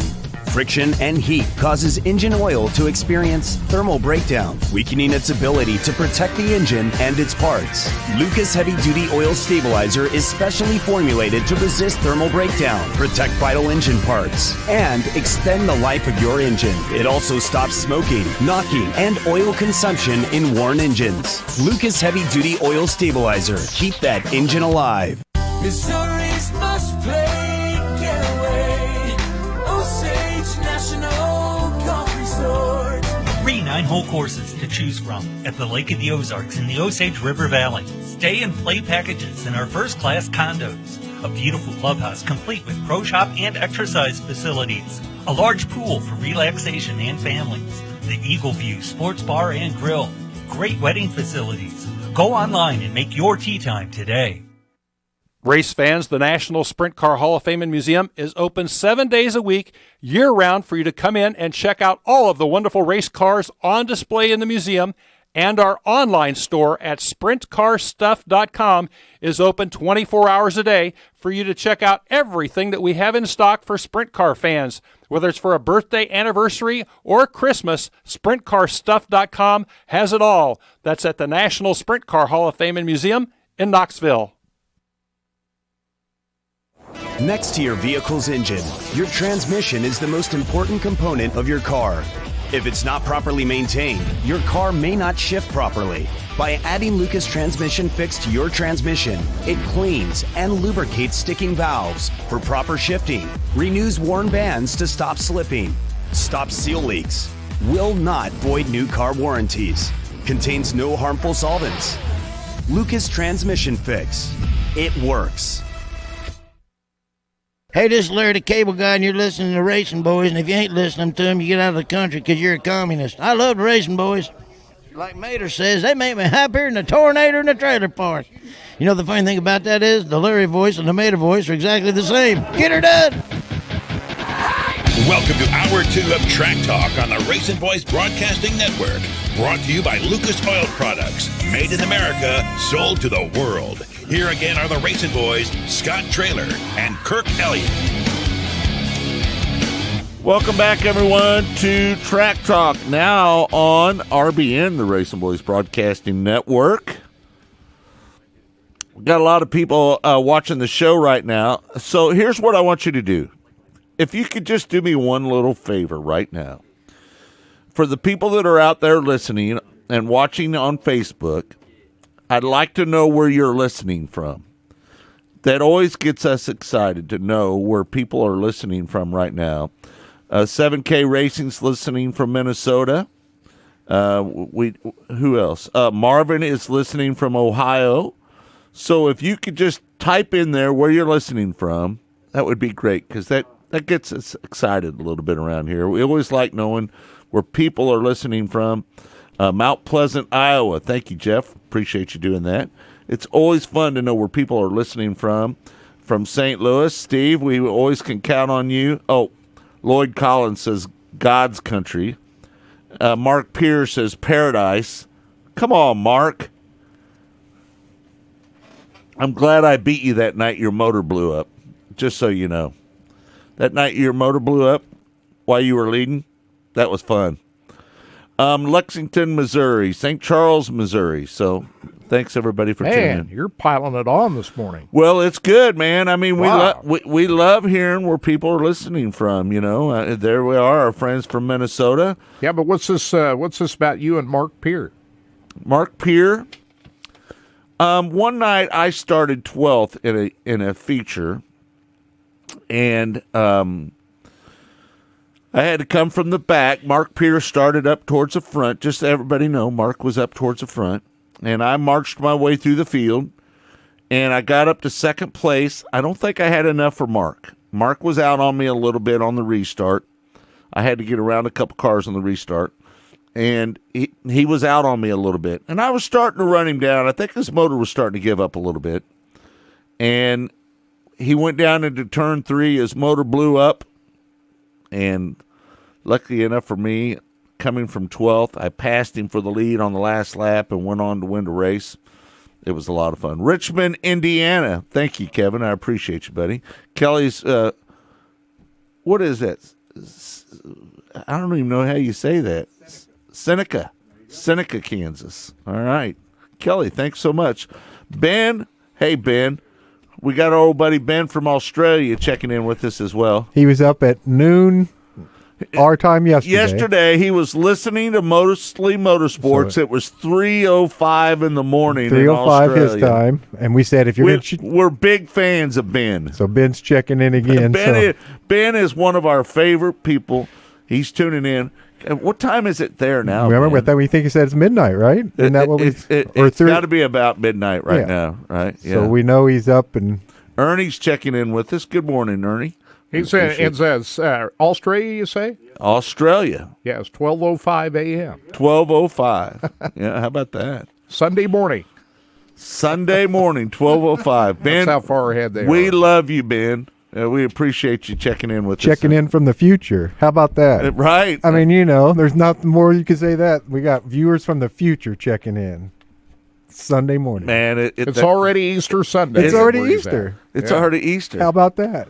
What are you guys going to do for Easter? What are you doing, We got Kurt? family coming over. Heading to Mount Air. You're going up to Mount Air to see your family? Absolutely. We got my daughter's in town last night. It's going to be funny. I just want you guys to think about this for a second, all right? Come August, we're all three going to be in here, and that guy's not going to be sitting there. What's that going to feel like? September. Yeah. September. He'll be here through the race. September 11th. Have you even started looking for a place up there yet, Kurt? Haven't yet. Haven't figured You it out. better start working on that got because a house up there. He got a house. He could move to his mom and dad's He old got like house three if he old wanted houses. to. The way these housing costs have gone nowadays, I don't know what I'm going to do. Why don't you just move to Mount Air? I don't know yet. We'll figure it out. How many restaurants is it in Mount Air? That's a good question. How many I'm not sure stoplights how are in Mount many Air? are there now. I don't know. Kelly's checking in from Oregon. Well, thank you. Center about Point, that? Oregon. It's early out there. Yeah. I love Oregon. I do too. I love Oregon and Washington State, man. Zach, I love that up there. Zach put Good in time up there. recruitment through Portland University. Oh, he did. And, Wow. And it's way up in the country. I don't have up there. good memories of Oregon. Why? What happened to you in Oregon? When I was 15 years old, I was on a trip I'll remember with this. my uncle and cousin, uncle, his wife, What my happened? cousin, my first cousin, pulling a StarCraft camper. We were gone for 3 weeks. Anyway, off the coast of Oregon, we went on a chartered salmon Getting personal fishing. now. Yeah. We went on a salmon fishing charter Yeah. off the coast of Oregon. Who fell off the boat? And we all got seasick. Oh. You'll And remember that for the rest of your life. In my entire life, I cannot remember a time where I suffered so much thinking, let's get this thing back to shore. We stayed out there. The people on the charter boat did the fishing for us because we were all so sick. We got all the that's salmon, sad. but they weren't coming back to shore until they were ready to come back. And So they made you suffer. We suffered out off the coast of Oregon seasick. I've seen people seasick. It's a terrible thing. Not good. I've never been seasick. I haven't been. But I went out. I went on a cruise ship. And people get sick on those big cruise ships. Yeah, because they focus. I worked on a lobster boat. Did you know that, Kurt? I don't know if I've ever heard you say that. In the summer of '84, my cousin Terry called me up and said, it was early in the summer. He said, listen, they need some help down here rebuilding lobster. Now, where was this at? Marathon Key, Florida, down in the Keys of Florida in the early '80s. Oh, my. I won't go into too much detail. Did you get seasick? No. So I started out working on a rebuilding lobster traps down there, putting new fingers in and replacing the boards when they got beat up. When they bring them in, they were beat up, and I'd repair them. But as the summer went on, they eventually let me get on the boat. And so you would go out to sea. It'd take you 2 hours to get out to your traps. So you just lay there and get some sun. I had the best suntan that summer, man. I've never had a better suntan. Hot, too, wasn't it? It was beautiful. And anyway, long story short is that we get out there, and my job was to bait the traps. And I'd put a can of cat food in the corner of the traps, and they'd have holes in them, and that's how the lobsters would go in there. So anyway, long story short, I did that for a summer down there. It damn near killed me, just so you know. It was the early '80s. In the middle of the summer? In the summertime, yeah. In the '80s. In the '80s. Now, me and you were the only two. The early '80s. I'm trying to explain it to Austin over here because listen, I was 24 years old. Let's just say it and snowed just living like a gypsy and just living like an idiot. Never seen it snow so much in the early '80s. Never seen it snow so much in Florida. It was terrible down snow there. Was it was piling up. It was a terrible winter down there. Just piling up. It was terrible. Snowstorms. Feel sorry for you. I hate to admit my admissions from when I was a kid, but once I had kids, all bets are off. It was all over at that point. Right. It's all about the kids. Once at that point. My daughter was born, life changed as I know it, man. And it's not all about you anymore. I went straight and narrow after I went. It's a strange thing that happens when you have a kid. When those kids show up, I don't know what it is. John's checking in from upstate New York. Thank you, John. Appreciate so we got that. Oregon and New York checking in. So both sides of the coast, coast to coast. All right. We're just missing somebody from Texas because we got one from Minnesota. We got one from Minnesota. All right. So here's the question of the day to the people that are out there watching. Are you excited about this dirt track race at Bristol? It's a yes or no question. You can give you a little detailed answer on the chat room right here on Facebook because that's what we're paying attention to. Are you excited about this dirt track race? Yes or no? Here's me. I don't think it's going to be your typical Saturday night short track race. I don't think that's what you're going to see. I think what you're going to see is a track that's beat down. It's really tight. There's not going to be much moisture on it. It's going to rubber up. It's not going to be much of a race. I'm not giddy about this weekend, to be honest with you. I think it's going to be nothing but just a waste of time. It's not going to be like what you go out and see at your Saturday night short track, right? That's not what you're going to see. Well, this that's weekend. a given. I don't think anybody would expect that. The cars are a lot heavier. They're different. The whole situation's different than your normal Saturday night dirt track. For the most part, everybody's saying no. Yeah. My biggest issue is the dust. Now, having it at night is a lot better than having it in the daytime like they had last year, but I'm not sure that's going to quell the dust. All right, Stephanie, I'm with you. Yes, it's racing. We have no preference, just a love for racing. I'm with you. And you know what? I'm going to be watching it. Yeah. I just want a good race. That's all I want. And I'm not sure we're going to get a good race out of these cars. And I'm worried. I'm really worried after what Kyle Busch said yesterday about them overheating. I think this is going to be a big concern. This could be a major issue. These cars overheating. I think it's going to be better than it was last year. I do believe that after watching those practice sessions yesterday.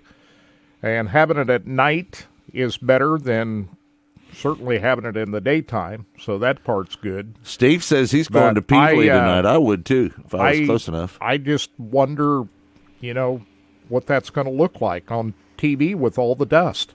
That's my biggest problem. Well, Jeff has a point here. Yeah. He said that the actual, purpose-built dirt cars did put on the best race. How would the Cup cars? I mean, they're not going to put on a good race either. When you have a purpose-built car, we watched it with the Super XR series. It was just start where you finish or finish where you start, pretty much. Right. It was super slick, and you ran around the middle of the bottom, and it wasn't typical dirt track racing. And you put a car that doesn't belong out there on it, and that's twice or almost 1,000 pounds heavier. It's just not. It's not going to be any better. My feeling is you're going to see some passing. I don't think it's going to be just locked down, follow the leader on a rubber down racetrack. You're going to see passing when people make a mistake. But you look at it. Look how narrow the track is here in practice. They're too heavy, and they can't. It was better in that second practice than it was wider. The first. It was better in the second practice. Hold on, let him finish, Kirk. No, I mean I said what I wanted to say, but look at it. Kyle Larson's running in the middle of the track. You can't. Right. Where are you going to go? You can't go anywhere. Right. It's what's going to happen. Look at it. I don't know how long practice was, but really hard to look pass. how black it is. It's not going to get any better. He was ripping the lip in that second practice. So those he was cars up against the fence in that Kirk, second would practice. you let him finish talking? You're just walking all over him. Yeah, but I got to correct you. Let him finish talking, and then you can correct him, all right? Don't walk on him. All right, go ahead. But it's going to get so slick down there, you can't run above the cushion because we're 2 inches, 3 inches off the ground with the bodies. Right. You can drag the diffuser through it and rip it off or knock the splitter off of it. Didn't they take the diffuser off of that thing, though, and put those mud flaps on? Yeah. Oh, they did? Yeah. Even better. They put flaps on it. But they still got that flat bottom on that car. Yeah, I mean, you're going to get there. You're going to get now. I mean, any other car would get stuck if there was a cushion. There isn't, but we need bigger ride heights too. They did raise them up a little bit. They did. I don't know. They raised the ride height. Yeah. They did. What, they inch? Said they did. They had to raise them up a little bit. All right, Kirk. I think it's going to be better than what you described there, Austin, because they did make some changes on that diffuser, and if you watch that second practice, Kyle Larson was ripping the lip. He was right up against the fence on that, and he was going pretty fast. So the cushion was widened out, and it will in this race too. And you'll see the guys that will be successful in this race ride the top of the fence on this racetrack. No, you're going to run through the rubber. No, see, that's what he's not paying attention to. It's going to rubber up, and they're going to be in the rubber, and they're not going to be able to pass. But it's also going to rubber the top side, too. It's going to be around the bottom. No, why didn't the World of Outlaw Sprint Car race behind Scott on the TV run around the top? Nobody was going to go up there and run above the rubber and create new rubber. It's too far around. But there's rubber on both the top and the bottom. No. It'll rubber down top and bottom. Once the rubber develops, you'll never develop a second groove of rubber. Yeah, because everybody's going to stay in the rubber. Yeah, right. That's it. That's right. I've never seen a track. People in the comments, have you ever seen a track take 2 lanes of rubber? Yes. Where? I have. You have? Yes. I'll tell you where I saw it at Springfield one time. I saw it rubber from the top to the bottom. Right. Well, also rubber too can. But that's the only time that I can remember in my lifetime where I saw it rubber from top to bottom. Well, also what it'll do is you'll start, working your way down. You'll start widening it out. But I mean, like, but the short way around is going to be the way to go. Did it start on the top and work its way down at Springfield? Yeah, but if it rubbers up at the top, that's the long way around. Yeah. Everybody's going to stay down at the bottom on the pole. Yeah. They're not going to move up to the rubber and try to go around up top on the rubber. I disagree with that. I think that's where the preferred line is going to be, right up against the fence, up on the top side of the racetrack, where they get good momentum coming off the top. Guys, I think this is going to be a better race than you describe here. My biggest issue, and I've said it all morning long, is the dust. The dust is the big issue on this racetrack. That's going to be the big problem. And I don't think that's a good look for NASCAR to be racing on a dusty dirt track. Jeff said, and that's why I'm going to West Liberty instead. Kelly says, no, What is the new number location on these Cup cars? Hard on my eyes. And, I'm with you, Greg. It's Greg that said that. Kelly says, yes, because it's different. But make the track wet, get rid of the sissy screen, and put 25 removable windshields on your helmet and let it eat. You know what? I'm with you. Get the windshields out of them, put some tear-offs on, and it would make it a lot better. Because that way they can put some moisture in the racetrack and it might not lock down. I think getting rid of the windshields is and Kyle Larson's been on that all week long. Get rid of those windshields. Hey, hold on a second. This is a person that I respect tremendously. His son works here. John O'Neill Jr. says, going to be like watching a baseball game or paint drying. I think it's going to be better than that. I really do. I don't think so. You're the only one that believes that, Kurt. Well, I just, based on what I saw in the practice sessions yesterday, I watched those practice sessions, and I think it's going to be a better race than a lot of people think. It's just the point, and we all know it's going to rubber down. There's no question about that. But I don't think it's going to be a lockdown rubber on the bottom of the racetrack. I think these guys are going to be racing at the top side of the racetrack, and they're going to find out that's going to be the quick way around up against the fence on the high side. I'm with you. Here's a comment. If they're going to do this every year, they just need to build late models and run them. Stop using taxi cabs on dirt. I'm with you. If you're going to have one of these races, it would be cheaper for them to build a late model than it would be for them to build one of these cars. These cars, I'm going to just tell you, I didn't ask TJ, but TJ has told me that one of these new cars, these next-gen cars, they cost $330,000 to build, folks. How much can you build a late model for? $100,000? Yeah, about the same price as a sprint car. So yeah, it would be cheaper for them to build a late model, wouldn't it? You can build about 3 of them. Yeah, but for the I price don't of agree. one Cup car. I don't agree with that. If you're going to run the Cup Series, the cars should be the same, no matter what kind of a racetrack you're on.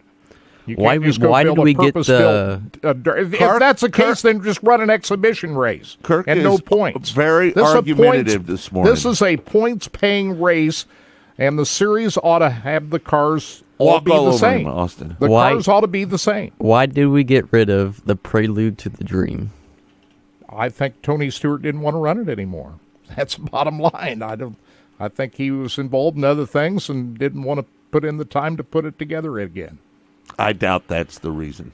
It was it's his not call like not he to just run it. Formed SRX. It's just more money in his pocket if he runs that. Yeah, but it was Tony Stewart's decision not to run it anymore. You don't know why he quit running them. You're just assuming. No, I know that. It was his decision not to run that event any longer.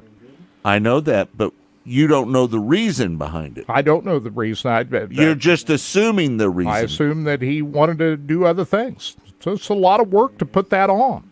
Well, I mean, Roger Slack does a good job running and managing Eldora day to day. Oh, no, he does a good job. Yeah, for sure. I don't think Tony cares what he does.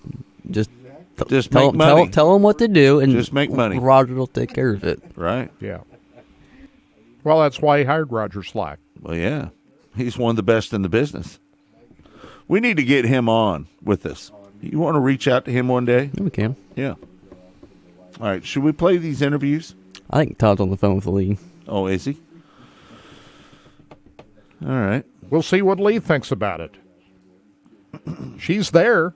She is on the scene. Well, we're 2-1 on opinions here. So right. I just think it's going to be a better race than most of you say it's going to be. So we'll find out. I'm not with you on it. My big issue is it going to rain? What's the forecast for tomorrow? Are we even going to see this race tomorrow night? I don't know. All right. Lee's ready. All right, let's go to the phones. Lee Spencer joins us now. We're having quite the debate here, Lee. The question to the listeners out there, and per most of the listeners, they're not too excited about this dirt race at Bristol. What are you hearing? Bless their heart. I don't know. I don't know what to tell them if they don't like it. I mean, the drivers have certainly been really negative about it this week, and people tend to follow what the drivers have to say. So, yeah. That's kind of what I would go for. Yeah. What is the biggest concerns? It's just like I was telling people, this isn't going to be like your typical Saturday night short track race that you go and you watch at your local short track, because they're going to have to keep this track really dry so the windshields don't get covered up, so they don't get packed, the radiators get packed full of mud. This isn't going to be a standard Saturday night short track race, is it?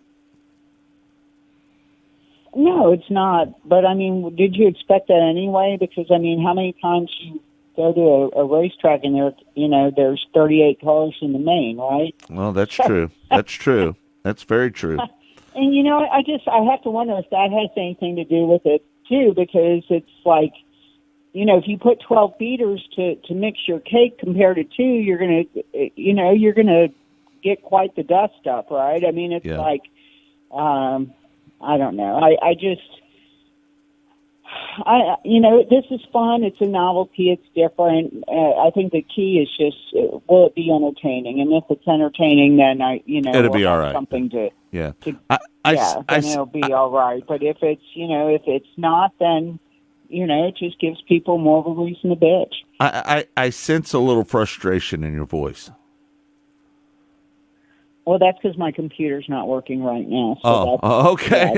All right. That has nothing to do with the conversation that we're having. That's all about the computer right now. No, it has nothing to do with the conversation. But, I mean, it's like a week ago, the banter already started about the drivers were tired of this experiment, and they needed to move on. And then Larson came on Sirius this week, and he was complaining about it. And when you have the guy who's been the biggest proponent on dirt bitching about it, then it just made it's hard to overcome that. It's just hard to overcome it. It's hard to overcome what these guys are saying. So they certainly, once they get into the arena of public opinion, it just starts jading everybody. Right. Kirk was of the opinion that it's going to rubber up on the top and the bottom, and that people are going to be able to race at the top and the bottom. What is the opinion of the driver? I agree with that. Yeah. But I was talking to somebody I was talking to Blaney yesterday after practice, right? And Blaney's not a dirt guy. The family's dirt, but he's not, and he's right. He knows up at the top it's going to be really, really treacherous, and guys like Larson and Bell can go up there. He says, I'm not good enough to run up there. He knows his limitations, right? Mm-hmm. So I think if they go into this thing and they know their limitations, then it's, you have to, a lot of these guys, look at Chase Elliott yesterday, right?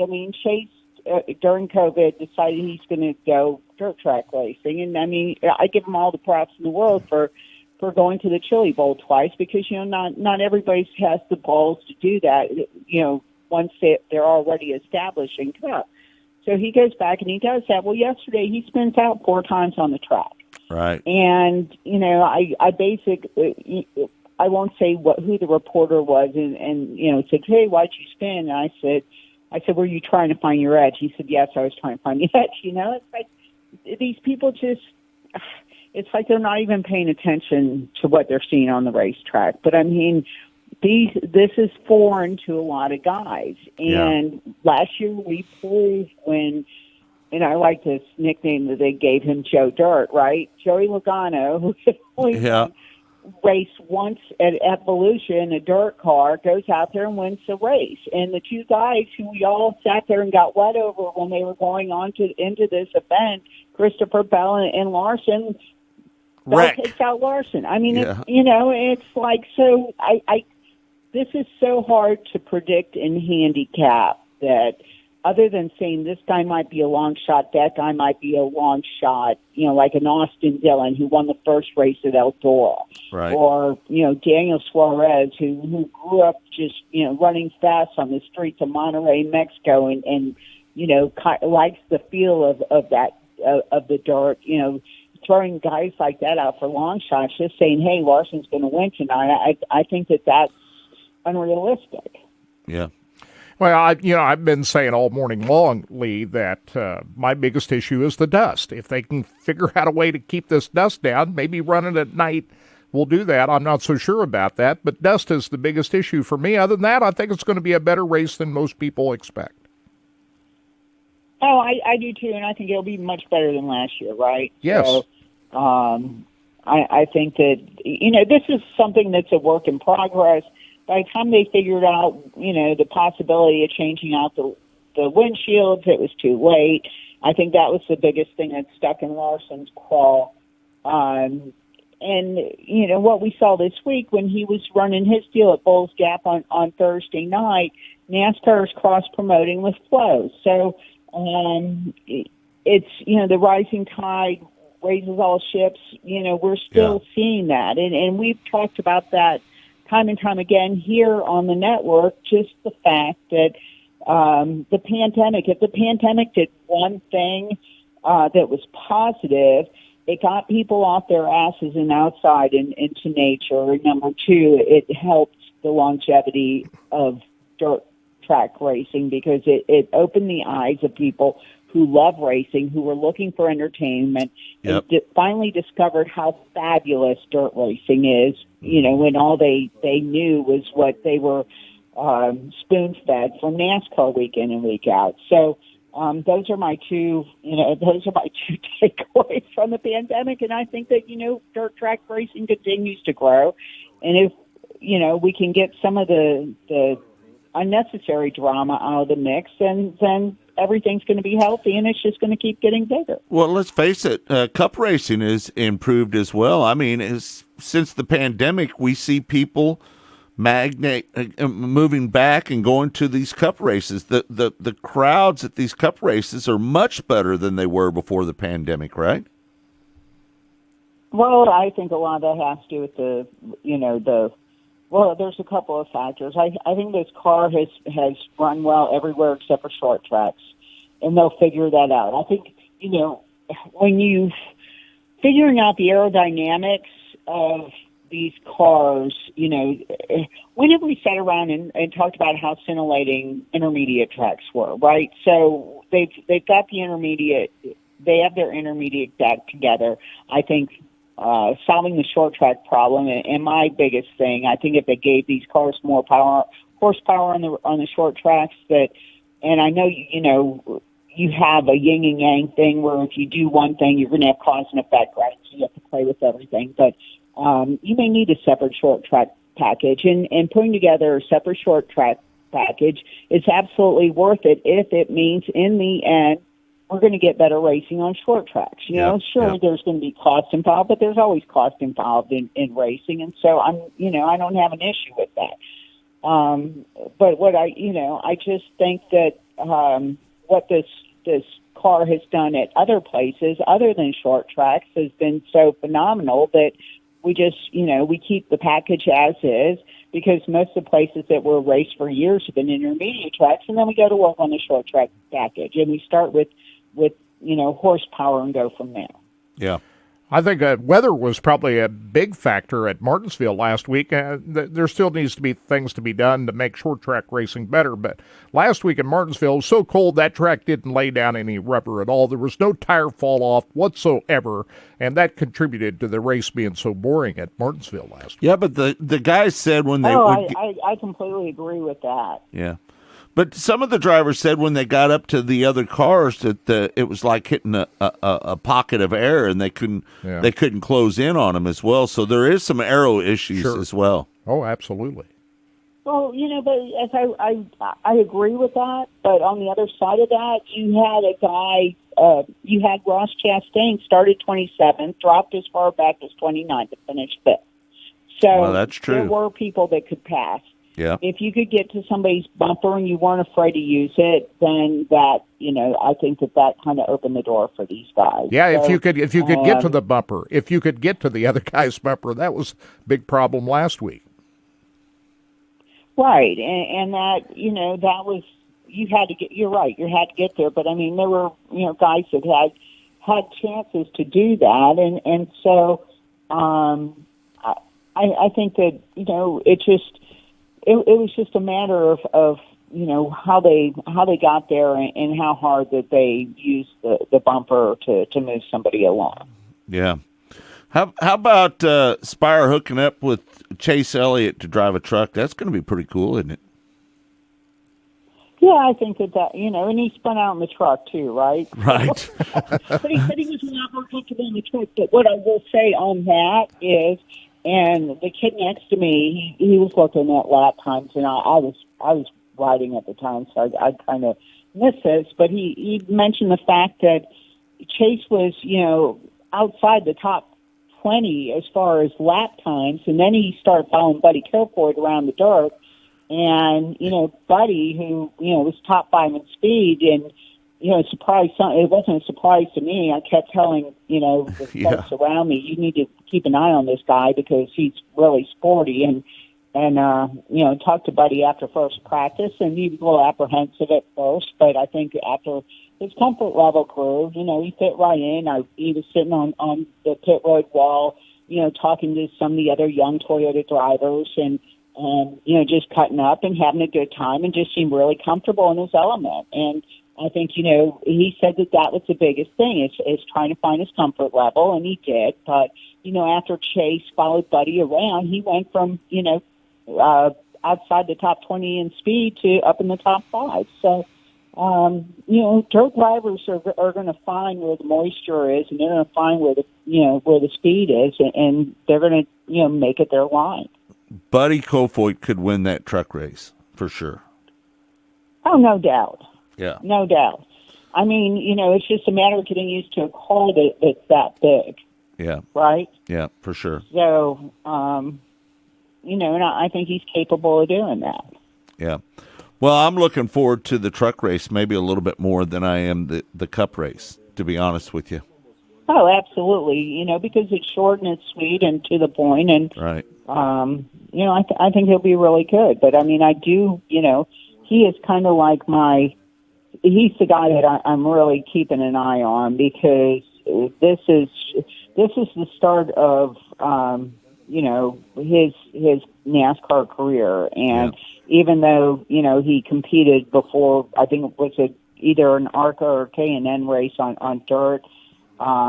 This is another opportunity for him, and they're going to put him in late models. He's going to run late models. What is it? I guess next month at Nashville. So they're getting him used to bigger sized cars and pavement. I think that's wonderful. Yeah. Is Mother Nature going to cooperate with us here the next couple of days? What's the weather like down there? Oh, absolutely. Great. I mean, although you can never, say what's going to happen in the mountains, and Bristol's still enough in that surrounding area that, that could be a possibility. But the rain's already cleared out here, and I was looking at it up there, and it seems to be, pretty good. So I think that we're good to go. William Byron didn't look too good at Bulls Gap, did he? First time in a late model. What do you expect? What can I say? I mean, it's just not. It's completely out of his milieu. So I expect him to go there and beat the Mike Marlers, of the world. No, I mean, Larson, his tires went away at the end of that deal, and at the end, the top guys persevered. So just the fact that Williams stepping outside his comfort zone and trying something like that against real men is something. Yeah, we're hoping to have Mike Mahler on with us next week. He's been on our show before, and he's a good guy, man. You ever met Mike Mahler? I have not, but he's seemed to be very. I don't know. He seemed really happy with the win Thursday night. He did. I'll say that. Very excited to win. Did you watch last night's All-Star race? Tyler Courtney picks up the win. Did you watch it? I did not because we were coming back from the track. Yeah, I think he's won. And it's baseball season. I think he's won 10 races, and 9 of them have been at different tracks. different states, actually. 9 wins, 9 states. First time he'd won in Ohio. First time he'd won in Ohio was last night. Hey, I was going to back to. All I can say, if I had to pick somebody that I would really like to see train hand in NASCAR, it would be him. And he and I had that conversation last year. I think he spent too much time putzing around in USAC and should have, been expanding his wings earlier. And he is somebody who has the personality and such an understanding of motorsports with his grandparents owning a track. I think when you come from the standpoint of knowing what, from a promoting side of it, what needs to be done to really make the sport work, I think it gives you a better understanding. And I think that he would be an asset if he ever wanted to come over to the NASCAR ranks. I would love to see him try that. I would love to see him in a truck at Knoxville. That's what you need to do, Scott. You need to start putting together a deal for him to get in a truck at Knoxville. Maybe plenty of time. Maybe Spire Sports and Entertainment. Maybe Spire. Maybe we can talk TJ into putting him in one. I think you know somebody there, right? I know a guy over there. Yeah, I could do that. Hey, I would just thinking, Lee. You put Jimmy Owens and Scott Bloomquist and pavement late models against William Byron at New Smyrna. They probably wouldn't do very well against William at that venue, would they? If you just turn the tables. Well, I hate to say this, but this is like men against boys. But with William, he grew up racing on a computer. And so he is just going to get better with age. He's just, the more he gets in the actual environment. Because let's face it, sitting in your parents' basement on your computer is a lot different than getting on the racetrack. And we've seen him get better each and every year. He gets a little bit stronger, a little bit better with situational awareness. And, I think we're just starting to see the light switch go off. What you saw last year, the consistency he and Verdi had at the start of the season with their just, that rash attack pens that they put out there was phenomenal. Now he's finally gotten to the point where he's won 2 races. But, if I think he's going to go beer for beer with Bloomquist, I never see that happen. He's translated video to the real thing better than anybody we've ever seen. Oh, absolutely. And, as I said, the more that he gets used to his environment, I mean, this is a kid who still plays with Legos on the side, right? I mean, that's his hobby, is Legos. So, and I'm not knocking that, a lot of people do certain things, for therapy. We all have our golf games, but it's like, I think that the potential is there for him to do exceptionally well. I would like to see him play more on dirt just to get, that kind of car control that these guys have. And he's picked up a lot, and it's fun to see him play the foil for Bowman and see the two of them, trade barbs. And so, it's kind of like, siblings, but, it's going to be fun to watch him continue to grow. We had Todd Gilliland on our show this week. He showed up pretty good yesterday in practice. He was 3rd in one practice. He was 8th in another. Do you have a guy, if you look at somebody and you want to say, here's a chance for somebody to be a surprise winner at the dirt track race, who would it be?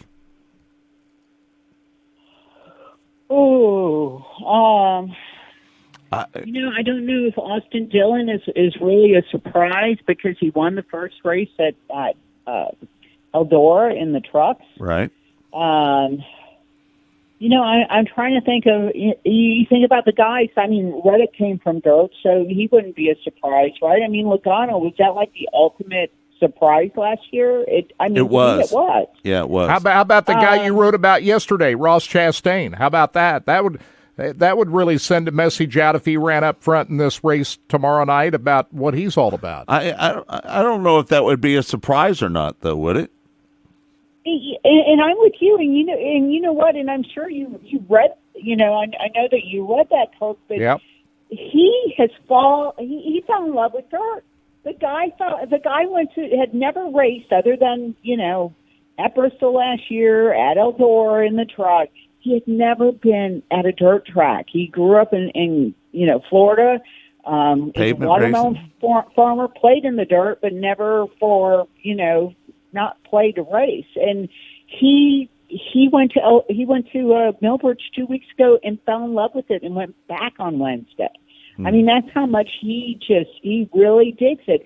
And if you find something and you love something and you can make it your own, he spun yesterday too, but a lot of the spinning that you're seeing now is just these guys trying to find the edge. Yeah. They want to know how far they can swing the back end of their cars out. And Chastain would not be a surprise. Why? Because he's run well everywhere we've gone. Right. And when you talk about putting, and I got Justin on your show earlier this year, and just hearing, Justin then and Justin now, Justin has, what he's been able to do in a short period of time with those two cars and giving Ross that opportunity, because, Ross was another Spire guy. And I've said on this show before, I was playing golf with Jeff Dickerson. I said, are you going to get out of the driver management business anytime soon? He goes, I got one last driver to take care of, and that's Ross. And I think you need to get Dickerson on this show or the podcast. I want to know what it was he saw in Ross that he really thought to get him an opportunity, because whatever Dickerson saw is certainly playing out now, because Ross is fifth in the point standings. If you had predicted, and I know this is a new car, and I know it's still way early in the season, but is there any chance in hell you would have had Ross Chastain in your top 5 in the point standings heading into Bristol? No way. No chance I would have predicted that. If you had to say who the biggest and best surprise of the season in, it would have to be Ross Chastain. No question. Ross Chastain, and for me, I think a little bit of Eric Jones, because he's been carrying that 43 car a little bit.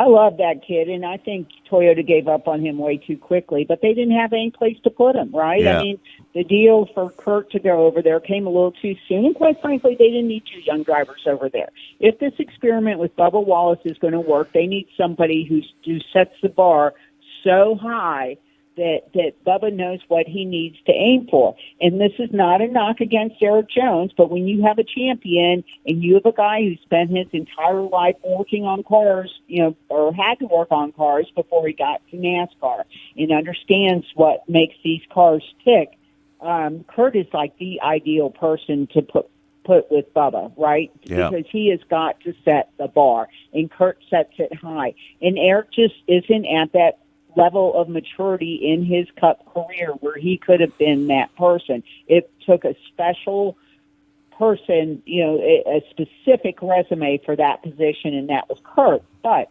I do think Toyota gave up on Eric Jones too early. No, I agree with you. And just to speak of Kurt, I'm telling you right now, after watching him at practice yesterday, working the top, and the way he had that throttle control, I'm going to say it right now. Don't be surprised if the 45 car wins that Cup race. Well, and look at his past history at Bristol. What he's been able to accomplish in Bristol in the past should not be overlooked as well. And yes, this is a whole different ball game, with dirt on there.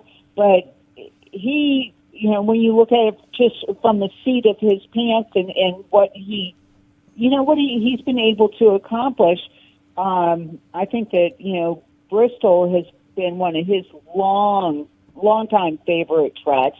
He's got 6 wins there, 12 top 10s, 12 top 5s, 21 top 10s.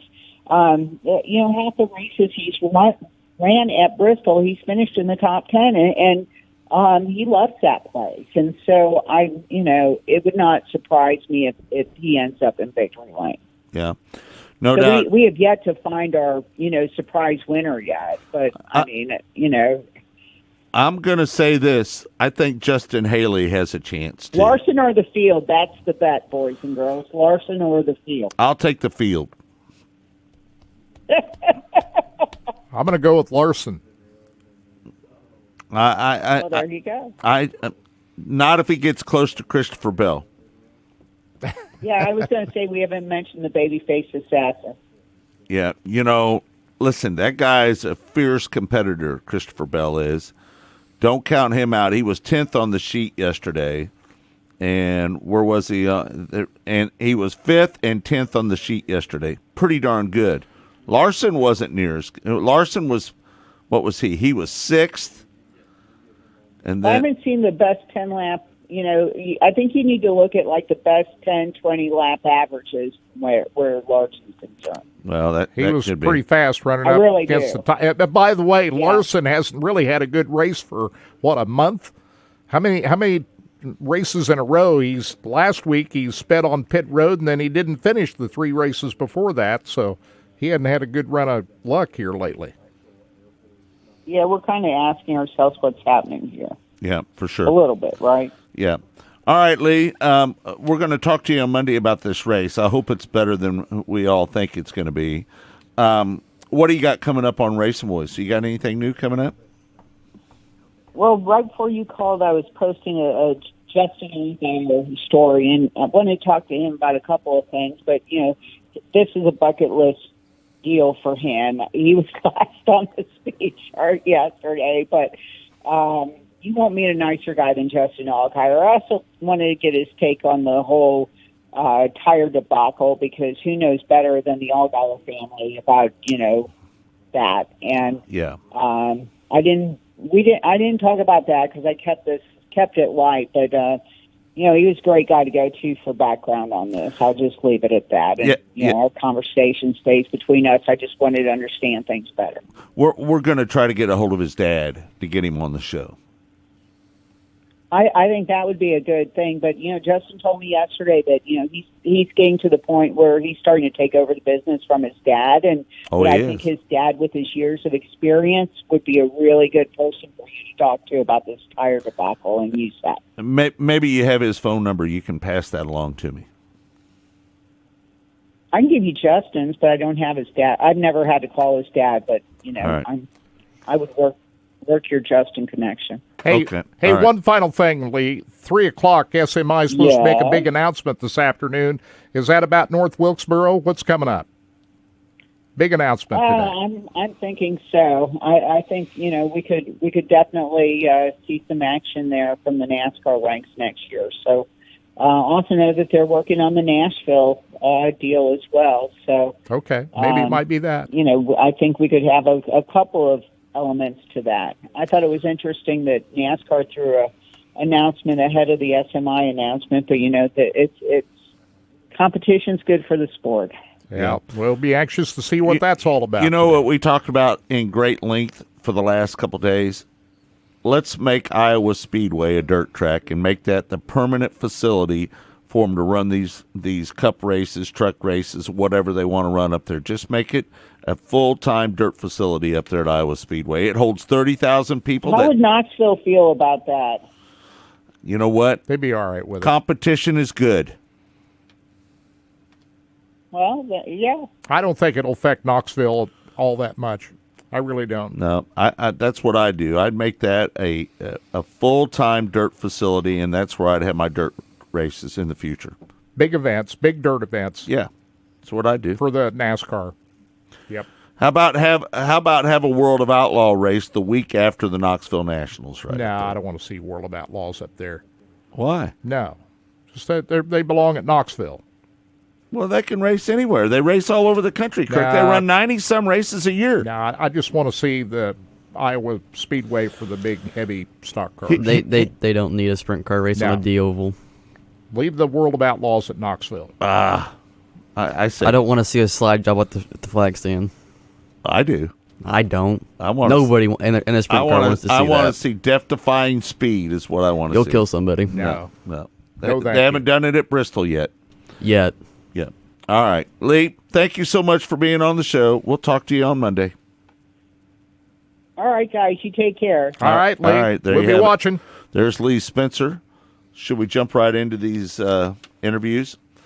So we have Tony Bachhoven up next, right? Is that what we want to do? All right, this is an interview, episode 68 of Mostly Motorsports, with our interview with Tony Bachhoven. He's the voice of Knoxville Raceway. He's been up there for over 25 years. Good guy and a friend of the Racing Boys, and this is that interview I did with him.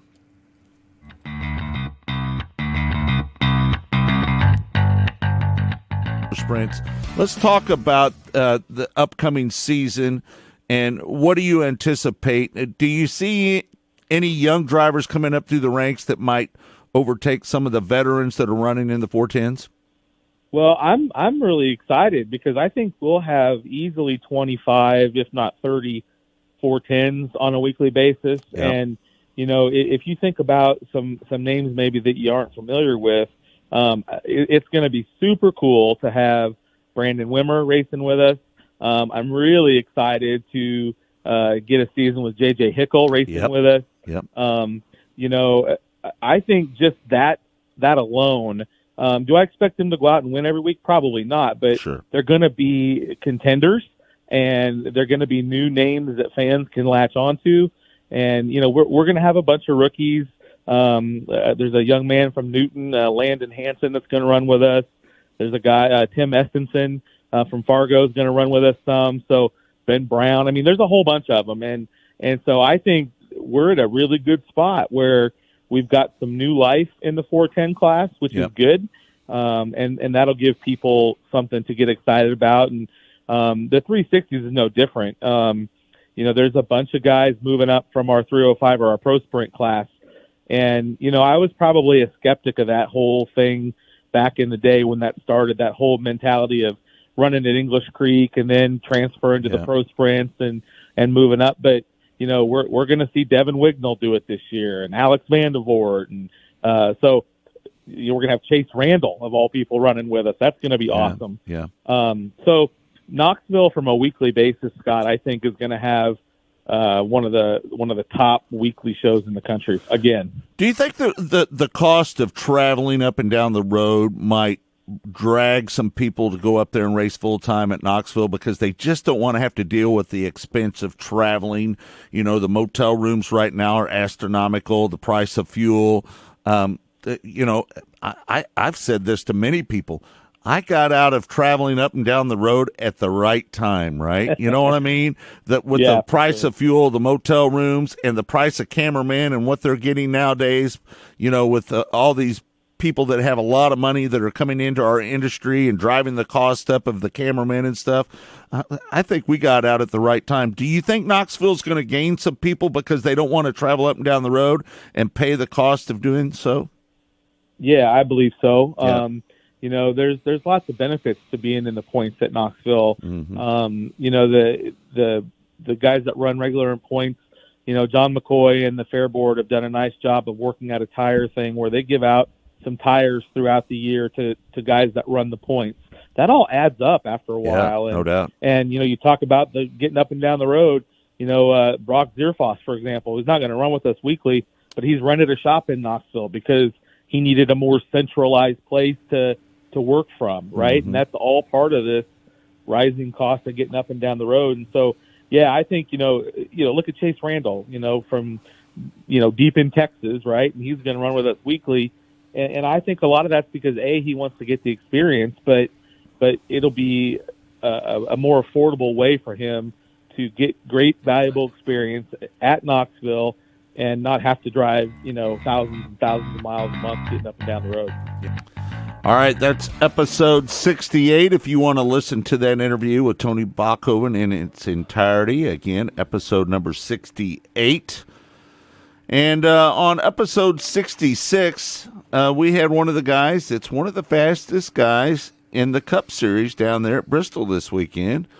Todd Gilliland was third in the final practice, and he was 8th in the first practice. It looks like he's got some pretty good speed. He drives the 38 car, the first phase credit card Ford. We'll see if he does any good down there this weekend. We had a chance to visit with Todd Gilliland on Mostly Motorsports on episode number 66.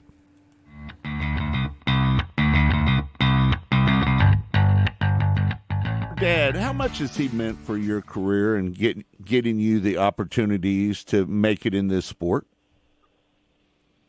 Yeah, no, I definitely wouldn't be here without my dad. And even driving for Front Row Motorsports, like you said, I feel like just every opportunity, I think, has been just a door a little bit more open, than someone that's just coming into it so fresh. So I feel like, it's been a huge help.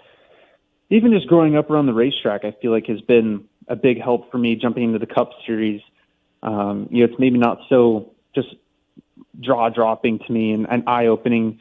I feel like it's super cool to experience it for myself, but just being able to be around the Daytona 500 when I was younger, I feel like it takes just a little bit of that awe factor away, and I just feel like I'm just more prepared than someone who's experiencing it for the first time. Right. What do you think your dad, if there was one thing that your dad give you advice-wise, what would be the number one thing that you think that he told you to make it in this game? No, he's always had to tell me to be patient. Whether it's with the opportunities that you get or, mainly for me, I've always just been the young, aggressive guy. So on the racetrack, to be patient, I'd say, has just always been a really big one. Take the opportunities. You got usually pit stops coming up. So I think a lot of stuff like that, when he first started his career, maybe got himself in trouble even before the first pit stop where you never even have a chance to work on the car. So I think there's just a lot to be said about that, being patient in life, but also during the races, just giving yourself and your team the best opportunity possible. Yeah. All right, there you have it, Todd Gilliland. Again, that's episode 66. If you want to listen to that interview in its entirety, you can do so. All you need to do is go to racerboys.com, the homepage. You'll see a Mostly Motorsports banner there. You can click on that banner, and it'll take you right to where all the podcasts are. So if you'd like to tune in. News, Central Missouri Speedway is canceled. Did you hear that, Kurt? Yeah, they came out with that yesterday. They tried to get the season opener in, but weather just not cooperating. Right. So, and let me just say this. We all talk about streaming video. Let's talk a little bit about who is airing races here tonight, but I want to start off with Flow Racing. Flow Racing has 19 motorsports events on tonight. 19. The most we ever did in one night was 7 or 8, didn't we, Kirk? I think, maybe? The most ever? No, not that many. I think we did 5 or 6. 4, I think, in one night, which is a lot for us. We did more than 4 in one night. I know we did. At the same time? Yes, I know we did. I think it's time you need to buy 15 more TVs. I'm going to buy some more TVs. I'm thinking about putting one down under this one and one down under that one right over there. And I've got that TV, the monitor right there in front that I could run an HDMI cord to. So there was a couple of nights last year we had 4 going on at the same time. Yeah. That's a lot for us. Well, I know that we did more than 4 in one night at some point. I'm just not sure. Maybe it was audio that we did more than 4 in one night. Well, yeah, audio we have. Yeah. Video, that's 19 races in one night, though. Can you imagine that? But Flo's got the infrastructure to do that. Can you imagine how much money they're spending on that right now? No thanks. My goodness. Flo can do it. They got money. They can handle it. Plenty of it. They've More's got coming. Huh? More's coming. Right. Kirk, we were talking about a little bit during the interview there that we were playing with Todd Gilliland that Corey Day picked up the win at Ocean Speedway last night. 16-year-old kid. He runs second with the Outlaws out there. That kid has got some talent, doesn't he, Austin? Well, you can't say he's 15 anymore because if you're 15, you can't race with the Outlaws. So 16 is the age limit with the Outlaws. Is he lying about his age? Of course he is. He is? Yeah, everybody You think does. he's 15? No, he's 16. You have to present the Outlaws his birth certificate when you go race with them. So you have to be. Does that make you mad because you waited till you were 16? No, it's not true. I mean, you can't be out there Don't racing. be a liar. Yeah, then. I mean, if you're 25 years old, Tim's and has been lying about his age forever. Yeah, How old is typical. Ryan Timms? I thought he was 15. He's 15. He is 15. Yeah. But when he's asked Holbert at national events, he's 14 or he's 15 or he's 13. I mean, you never 16. know. You hear everything from 14 to 16. Yeah, you're like those people that are born like back in like the 1700s. You don't know when they died or when they were born. They're just Right. like 17 dash. That's just where they're at. Well, Corey Day finished second in the World of Outlaws event at Paris Auto Speedway. And Bakersfield. Hey, John. Bakersfield. Appreciate you. Thanks for tuning in to the show. Have a wonderful Easter as well. John just said have a good, wonderful Easter. So we want to make sure that before Happy he Easter goes. to everybody. For sure. Last night, Corey Day made a move on Shane Golobeck for the lead. Golobeck got up into the loose stuff up high coming out of turn number 2, and Day looked like a seasoned, but he didn't put a wheel out of line at all. I mean, he was perfect in that race last night. Took the lead with about 7 laps to go and sped on to victory. He looks like the real deal to me. Last night at Williams Grove Speedway, Anthony Macri started on the pole of the 410 feature last night and went on to lead all the way. The racing wasn't that scintillating at Williams Grove last night. It got spread out. And congratulations also to Briggs Danner for winning the USAC non-wing. That's not a national tour. That's like East Coast Series out there at Williams Grove. He won and sped away. I think tonight, Deidre and I are going to have a couple beers, and we're going to play pool down here as we're watching races. There you go. That might be the plan for us tonight. So you got the flow pulled up there. One of the races tonight will be at Tazewell Speedway. Tazewell. Tazewell, as they call it, Tazewell. Tazewell, Kurt. The dirt late models will be there, and if that's any close to what we saw last night at the Wythe Raceway, where Brandon Overton passed Jonathan Davenport coming off the fourth turn to the checkered flag after Davenport pretty much led the all the way, 53-lap race, and Overton hounded him for the last 15, 20 laps of the race and finally got around him coming off the final turn to the checkered flag. Those guys are going to be over at Tazewell Speedway tonight, so we'll look forward to watching that on Flow. And the All-Stars Night 2 at Attica Raceway. What's on tonight. Dirt Vision tonight? World of Outlaws at Peevely. Oh, that's right. Yeah. Yeah, they got rained out last night. It'll be a good show tonight. They did. Where are they at next week? Do you know? They're at Bristol. Tri-City Speed. No, they're at Tri-City Speedway on No, Friday Bristol's night. at the end of the month. Right.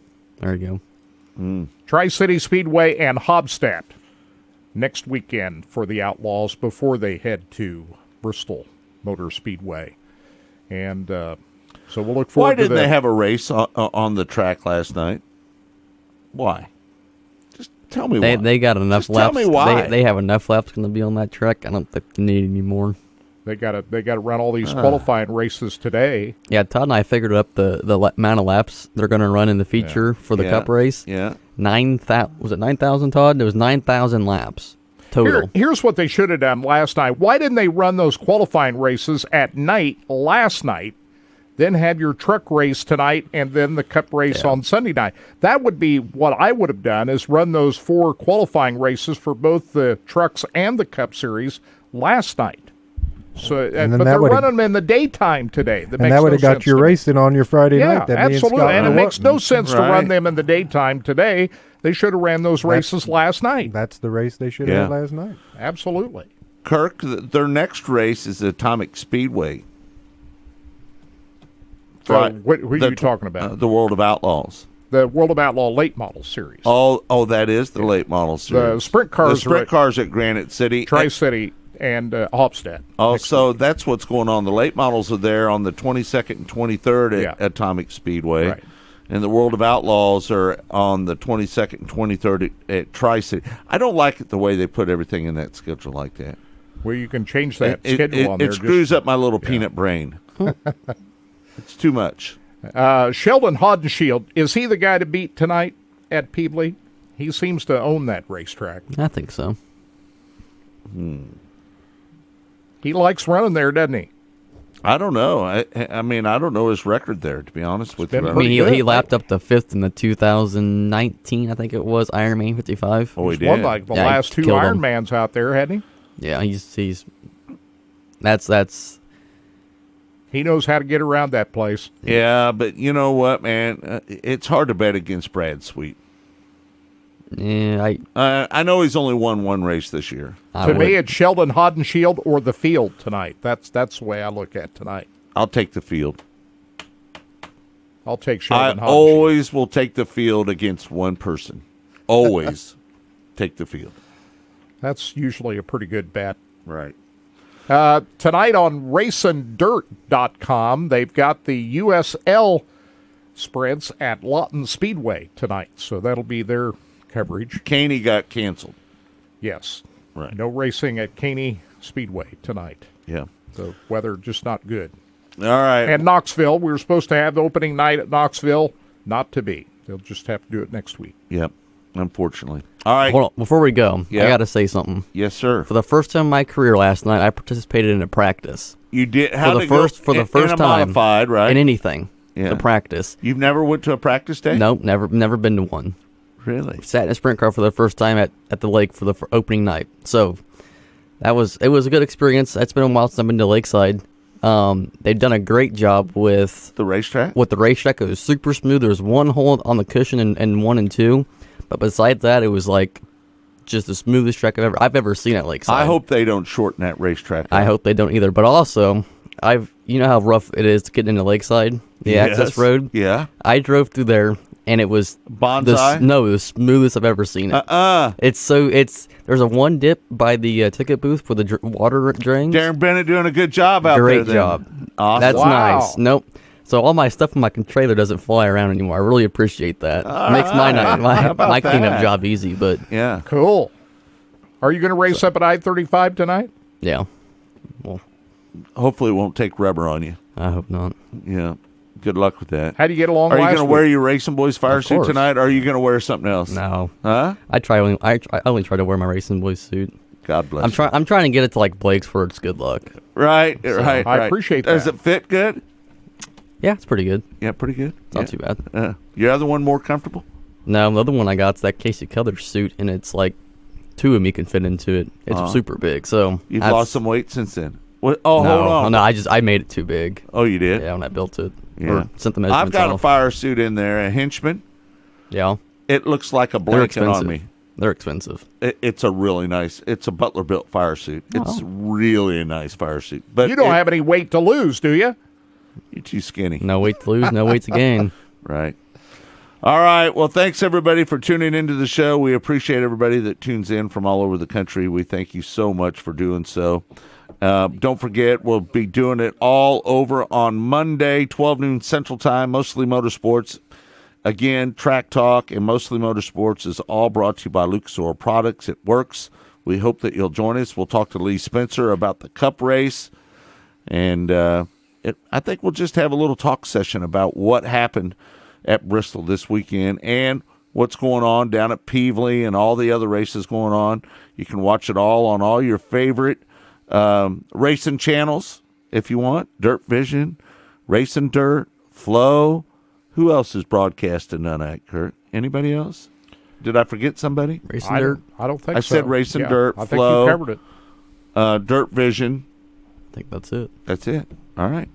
Well, that's where I'll be. I'll be down here watching these TVs tonight and watching a lot of great racing. So get out, support your tracks. I'm going to sit here and watch it right here on my TVs. We hope that you get out there and enjoy all the great racing that's around the country right now.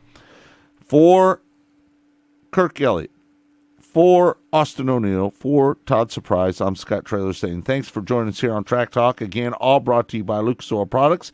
It works. We'll see you Monday, 12 noon Central Time.